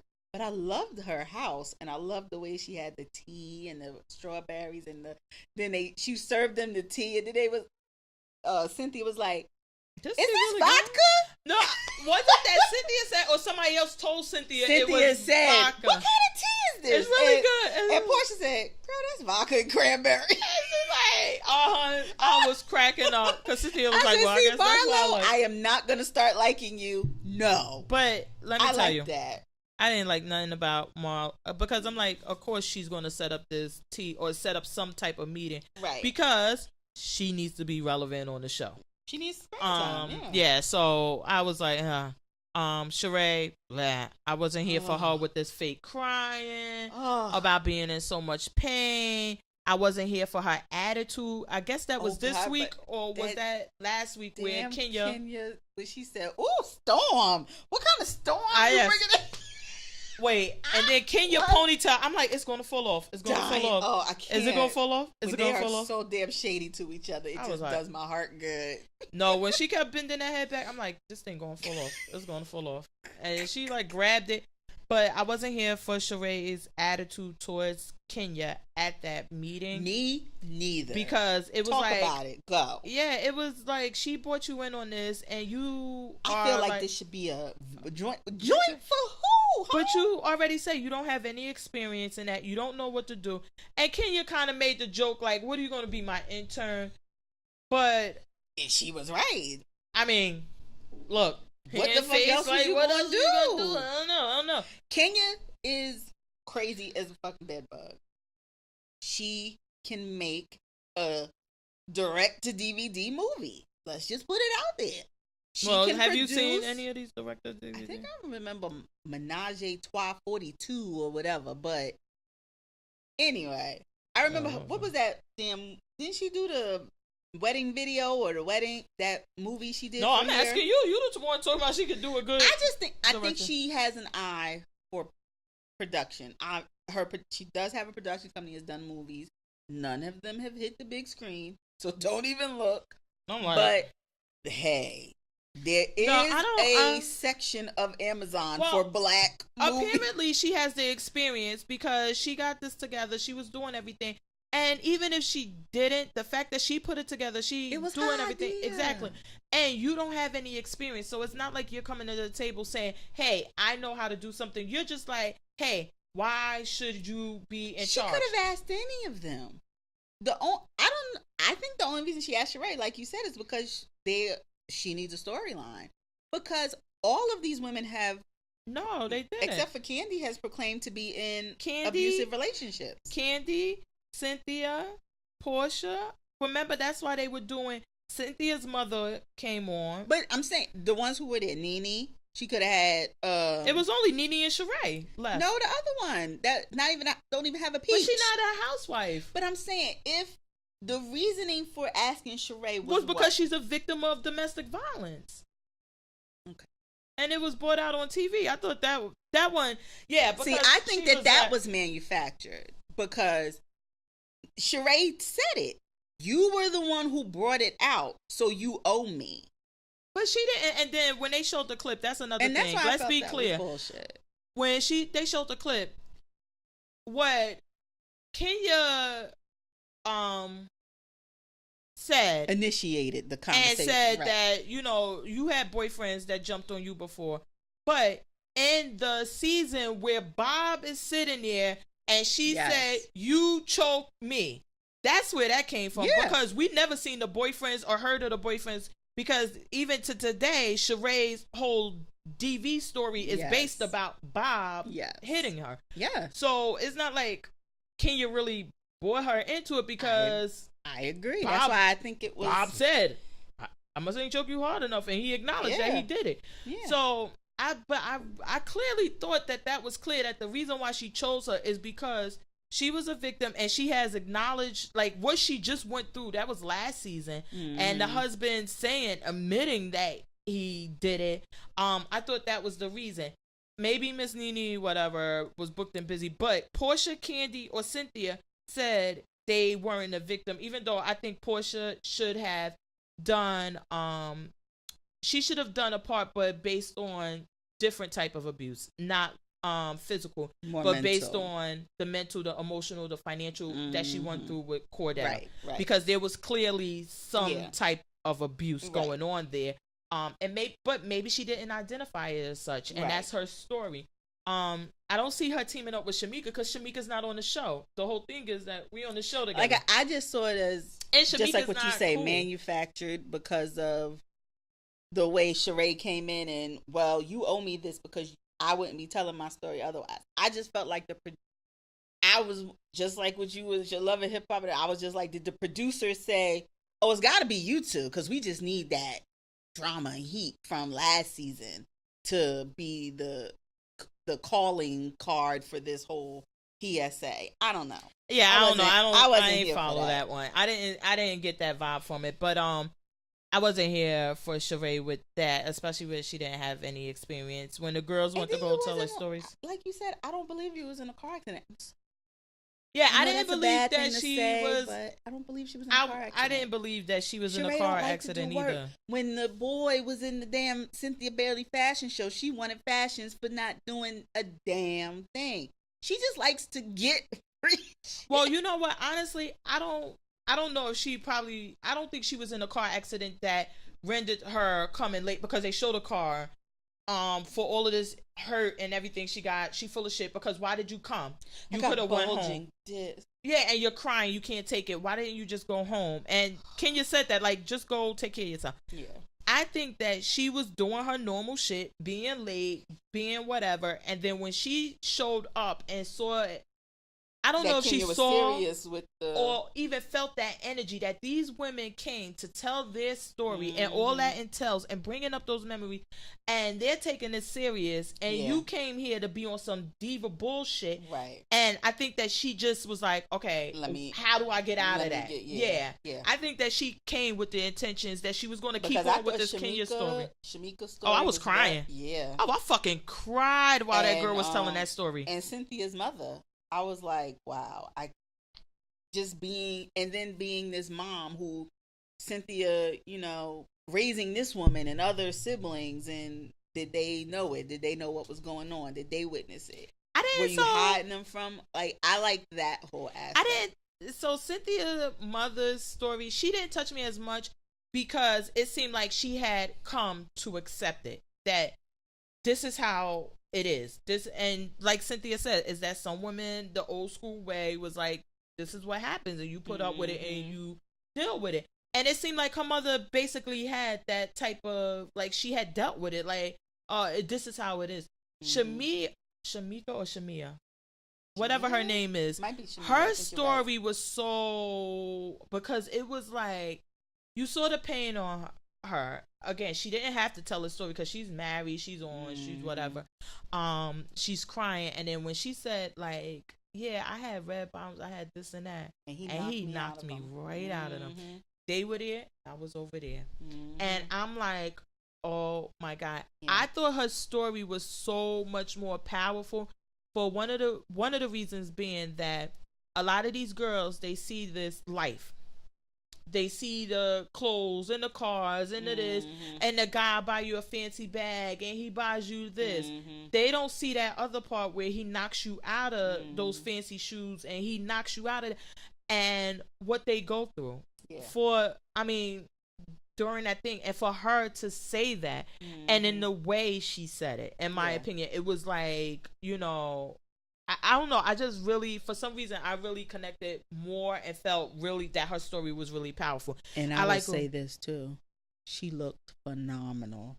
I don't know who did her makeup. If the team did her makeup, I don't know what. But when she was sitting up there, I was like, bitch. Well, maybe that's wearing why, that white suit. I was about to say, maybe that's why you didn't feel her story it. No, I was too much, because you were so focused. Could be. But I like when Candy came up there and said, listen, I never been a victim. I don't know how that feels, but I've had friends. And I just like them telling us. I don't think Nene did one. She just made a statement. She didn't tell her story. Because she did say, like, get out, something. She said something like that. She didn't tell a story. And that's another reason why I didn't think she chose Nene, because, I don't think Nene, other than when she choked Kim and needed an excuse for choking Kim, ever identified herself as a victim of domestic violence. It was when she choked Kim, she justified it by saying, I was a victim of domestic violence, and when you approached, I thought you... Which was bullshit. Right. But she has never made that claim. So maybe that was another reason. I don't know, but that was a really really good part. Did she say it in her confessional this episode? I thought she did say it in her confessional. I didn't hear I didn't hear her say it. I didn't hear her say it before. But yeah, like you said, when she that was the only time I ever heard her say it. I do think I'll have to watch the episode again, but that's the only time I've ever heard her say it. In her confessional, and only when they was that, and I never heard her say it again. The the tea with Marlo, and I thought that Nene is not open to working it out with Portia because she wants Portia to bow and kiss the ring, and Portia's like, first of all, I can't even recognize that that's what you want, but I'm not there to do that. Yeah. And I think that that's the problem that they're going to always have, is because she's like, yeah, I'm not bowing and kissing your ass. Like, I do, okay, you said what the problem was. I do acknowledge it was a problem. I apologize. Let's move forward. And you want to do all of this other bullshit, and I'm just not here for it. Yeah. Which, I guess that was a waste of time. But yeah, other than that, Housewives of Beverly Hills. Oh my God, we got so many shows. We're going to have to start wrapping this up. Housewives of Beverly Hills, when they went to Tokyo, I knew Miss Ericka Jayne was gonna bring it. Gonna deliver, honey. And I loved every minute of it. When she had the little bow rats and everything in her hair, and Lisa Rinna's daughter was like, "Can I please take a picture?" I was like, and she like, "Sure." And then when she came with the pink wig, I said, I knew this is why I wanted to see this episode. I knew this was gonna happen. I was really. I'm glad that they're starting to see Dorit's crazy too. Oh my God! When she did that at that, but that photo shoot, stupid cunt, Camille. I'm like, where did that even come from? But I really like. I don't know. Every week, I think Lisa Rinna is growing on me, because even like this week, she's I like Rinna. Yeah, she was like, when I started out, I had to like really work at. I was 19, and she's showing a picture, and then you totally forget that's who she was, because now we've always we only remember her about the diapers and everything. And she's like, and now my kids are getting a foot in the door early because of their last names. Yeah. And she was like, so I don't know how I feel. And I'm like, I like that about her. I really do. And she's still trying to like hold them close as much as she can, because I mean, getting to go to Tokyo and doing all of this stuff, like, that could be scary, even though they probably wouldn't want to admit it. But I would think I would feel more comfortable seeing my mom, like, in something. By law. I was about to say. But, I mean, just... Like she said, she was like, well, I'm going because by law, I got to be there because one of the girls is 16 or something. Right. So she like, I have to be there. But it must not be like that in every country, because she said they were flying in from doing a shoot in Canada. Is that where they were coming from or something? Oh, they flew in from Canada. That's why she flew by herself. Oh, okay. So maybe it's different. It must depend. But I'm saying, like, even in places where she has to be. Or maybe she sent somebody else in her place. Like, that's what. Go. Yeah. I ain't got the time. But I mean, even in the part time of being it's still more comfort. I would think it's more comforting to look across and see. You coming in the airport. And I was about to say, because that was the whole thing with Tyra Banks and Naomi Campbell. And Naomi was like, "Oh, you had your mother. I had no one. I had to go through all of these countries. I had to do this on my own." And she kind of, that was their beef. Yeah. All right. But other than that, I wasn't here for Kyle with this whole party and your house not even finished. So why you throwing a party? That was stupid. Other than like, how can I get back? I've been going on vacation, so how can I get back in the crew? So I could be on some episodes. It didn't. Dorit just shows her ass. Yeah, all right, but because it's getting so long, we're going to have to start wrapping this up. Okay. We'll talk about some other shows later. Let's do the picks. What you got? Black Lightning. Oh, yeah, that was my pick, too. Oh, okay. Yeah. That's my, I saw it, was it yesterday or something, and I was watching the TV, and I'm like, oh, my God. That's Scooter. I'm here for that. Scooter I can't wait. From Living Single. Wasn't his name Scooter on Living Single? Queen Latifah's boo? Wasn't it Scooter? I know not of what you speak of. That's Black he's playing Black Lightning. Oh, I was about to say, I don't know who Scooter is or whatever. You never watched Living Single? I did, but it's not like Martin, where I would know every cast member, everything, like, or Cosby Show, like. Okay. Yeah, if you ask, like, who's Cockroach, or you'd be like, that's Cockroach, and I'm like, huh? Or, you know what I'm saying? Like, it was huh. Okay, I guess. Okay. Then my other one, it was a pick that I had last week, but I totally forgot about it until I totally remembered it when I put on the TV. After Camelot, well, Black Lightning is going to be on the CW. It's like Flash comic book type deal. black he shit. black. Wait, I'm about to say black But he lightning black. should give you the hint of the year that he's black. So I'm really here for that. I want to see how that goes. Then my other pick was After Camelot, which was based on the Kennedys. So apparently about 5 or 6 years ago, they shot the first season of this series, and Katie Holmes is in it, and Greg Kinnear, and I forgot who the other person. And it was about, you know, the whole thing with Bobby his father, John F. Kennedy's father, and everything, and him becoming president and getting to that point until he's assassinated. Then 5 or 6 years later, we get season 2, and is it Matt Perry or Matthew Perry from Friends? Matthew Perry, yeah. Okay, so then he's in it as one of the Kennedy brothers, because now John F. K is assassinated, Bobby is assassinated. Oh, he played an alcoholic, Ted Kennedy. So he's in it. Okay. And it's really good though, because all of the scandals and everything. It's really, on Amazon. Really you watching it on Amazon? No, I watched it on my TV. What do you mean on the TV? My TV. Like Comcast. Oh, on demand. Yeah. Okay. I'm like, yeah, you watch it on the TV, but when I talk about TV, I call it, anytime I'm talking about regular cable, I talk about cable. TV. Okay, I don't mean Hulu or one of the.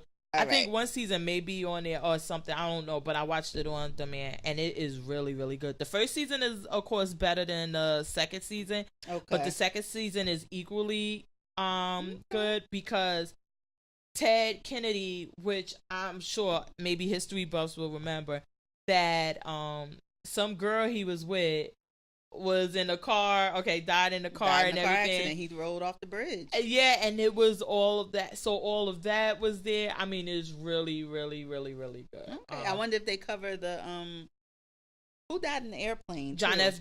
Jr. Yes, son, they do. Right? Yeah. So then it goes to that point also with the new generation, and most of them died off, and it's just, it gets crazy. Then about their sister that they kept hidden at this mental institute. It's like really good. Oh my god, this one is really, really good. Okay. And they have a book about it. The book is called After Camelot, but the show is really good. And those are my only picks. That's it. So you kind of stole, but I let it pass. Mm-hmm. The only other one I'm gonna pick is the Versace story. Starts this week. I don't know how you missed that. Oh yeah. So that starts this week on FX. I'm kind of excited for it. It looks so damn good, I think. I want to know. Yeah, I know that they said that the family was kind of coming down on them or whatever. And I don't know if it's about the factual relationship between Giovanni, and the actual killer. Because they did have some previous relationship. And I believe that the family's whole story, or their belief, or what they want to believe, is that he didn't know this guy. Yeah, I don't know how they gonna. I know. So they really have a problem with it. But yeah, I might have to binge that though, because I can't. I'm going to be so... And what's the other pick? Well, you didn't like it, but I actually liked it. Crashing comes back this week on HBO. The one about the stand-up comedian. I know. When I saw it this week, you know what? What show was I watching? I was watching something on HBO. What was it? Because it kept coming on. The commercial for it, and I was like, this kind of looks funny. And then when I saw I was like, oh my god, did it get like I hate myself? He was like, I hate myself. Maybe it did develop. Maybe the first episode was really bad. I enjoyed it. I finished the season, so I'm excited for it to come back. But a lot of shows are like that. That the first episode brings you in, then the second episode slow burn. I mean, sometimes the first episode is really bad, so you check out, and then you miss this whole good season. Or the first episode is really good, and then hence the mayor. Mm-hmm. We loved the first episode, and then it just went downhill from there. All right, so that's coming back. So those are my picks. All right, I'm down with those. All right, so we're about to get out of here because this is almost going to be a cool 3-hour show. Oh my lord. Yeah. And plus, we supposed to be leaving early today because we started early. So we definitely trying to get up out of here. I know we didn't go over the Top Chef, but really quickly, Did you see my tweet? Because I believe that you said on one episode TV that brother was black. Yes. He's my soul brother. I told you. He said that my father and my mother were exotic dancers. My father was called Mandingo. Y'all, and when he showed that man. Oh. And I put on Twitter, I said, I was going to put, you were right, brother is a brother. But I was like, oh, that's kind of racist. So I was like, brother is black. But yeah, because I remember, I thought it was you, that you did say it. I put it on Twitter that you did. But yeah, but he went home. And that was sad. I didn't agree, but home either. Yeah, I didn't agree because it was like, oh, well, you didn't really do the challenge. But it seemed like there was some disagreement. He reimagined it, I thought. So yeah. I'm like, if you didn't like it, that's one thing. But he did the flavor profile for Irish food and just reimagined it as an egg roll. German, right. I think so. I'm like, if you didn't like it, that's one thing, but not just because you thought. I thought that they were trying to go there because even when who was it? Was it? Oh my God! You know it's time to go. I think it was Padma or somebody said, but yeah, did you not like it more than the other ones? And then somebody said, well, like, are we picking because they didn't right. I think the guy that was the guest, didn't he say like, I felt like he didn't comply with the challenge, and so they like Pamela like, so well, is that what we're doing now? Or I feel like it was a cop out. Yeah, I do too. I feel like I'm glad my girl won, Tanya, because I was like, I feel like she might be the sleeper of the season. She might get to the end because she's kind of under the radar, but she's good. And Chris too, he kind of psyched himself out this week with the whole alcohol thing, which I understand, but I mean, you can't get in your own head. And I think that he I didn't like the We're gonna have this discussion anyway. I know. Might as well finish. I didn't like the quick fire challenge because I thought that it was unrealistic. That they would make something that would be that 3 days or whatever, and then be able to get it to these BuzzFeed videos, and it would be still good. I just didn't think that. That's was why realistic. I didn't understand with Padma going off on the Pakistani girl, because I'm like, you're telling her to develop flavors that develop over 2 days, and you're yelling at her, why don't you cook our food like this, bitch? Because I need 2-3 days. Well, no, I thought she was basically saying that. Because in the other challenge, she did make something that was their food. And she's like, basically, you're not representing our food correctly. And you do this shit, but you do other and you bring it. But our stuff that you should know and you should be able to do like the back of your hands, you're not doing it. Why? And I think that, I love that she said that. It shook her. I love that she said that because she's like, why aren't you doing our foods like this? Mm-hmm.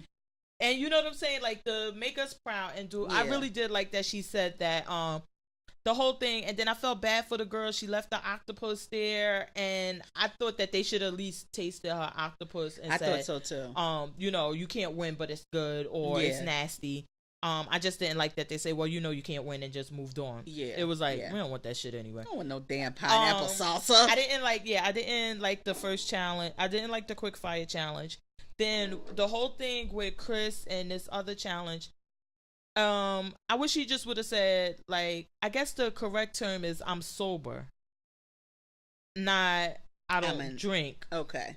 Because it was like, when he did it, I guess, well, after you get the other part of it, when he did it while they were in the bar drinking them, he was like, well, I don't drink, so I got to rely on it. It came across kind of like excuse, or I want to do, I want to just have something to be different about today, as opposed to saying like I'm sober. Which I know what you're saying. Like, is the key word for I used to be an alcoholic and now I don't, as opposed to I don't drink. Like, it's a preference. I didn't like that, and then he was really milking it. Even being in that environment and drinking out of the glass was like, it was like, all right, we got it, brother. You got immunity. Yeah, we got it. Relax. Relax. You can fuck this one up. You got immunity. We relaxed, but I was kind of sad that brother went home. But now, so then we found out what's going to happen with the last chance is that 2 has been chilling, waiting for brother. Oh my God! And how could we forget the pregnant girl had to go home? Oh yeah. I really felt bad for her. I did too. But I mean, that they tell you that altitude is no joke. Yeah. And I mean, she could have got an embolism, anything. So I can understand it totally. Like, this is what Top Chef is a good dream. This is a bit. You want this though. This is a baby. You can't risk it. Yeah, and I didn't think well, again, and the with fact this that whole she won the last time, I know, but this whole thing with Colorado, which I guess is kind of weird to people who aren't familiar with that and things like you like. Well, it's in fucking America. Right. Like, what could be so different that you can't be pregnant? And I was like, oh man, I really thought that was interesting. Okay, so we really quickly discussed that anyway, and so y'all gonna be here a whole cool 3 hours. All right, we're gonna get up out of here. The new episodes already. They're not already. They're not. They will be, but they're always available on Tuesdays on iTunes, Google Play, YouTube, and SoundCloud. We're on Twitter at JMO About, at Notorious FPG, and we're on Instagram. Our page be popping at The Life or just regular life? Life of a TV Addict. At Life of a TV Addict. So follow us, subscribe to the podcast. Thank you for being with us. Hashtag. I was gonna say you don't want to end this. Oh, I'm like, I don't. You know, you okay. Let's off. go. Let's go back. Let's go back. Let's go back. Let's go back. Okay. You sound like you be like, and hashtag stay addicted. And see y'all next week.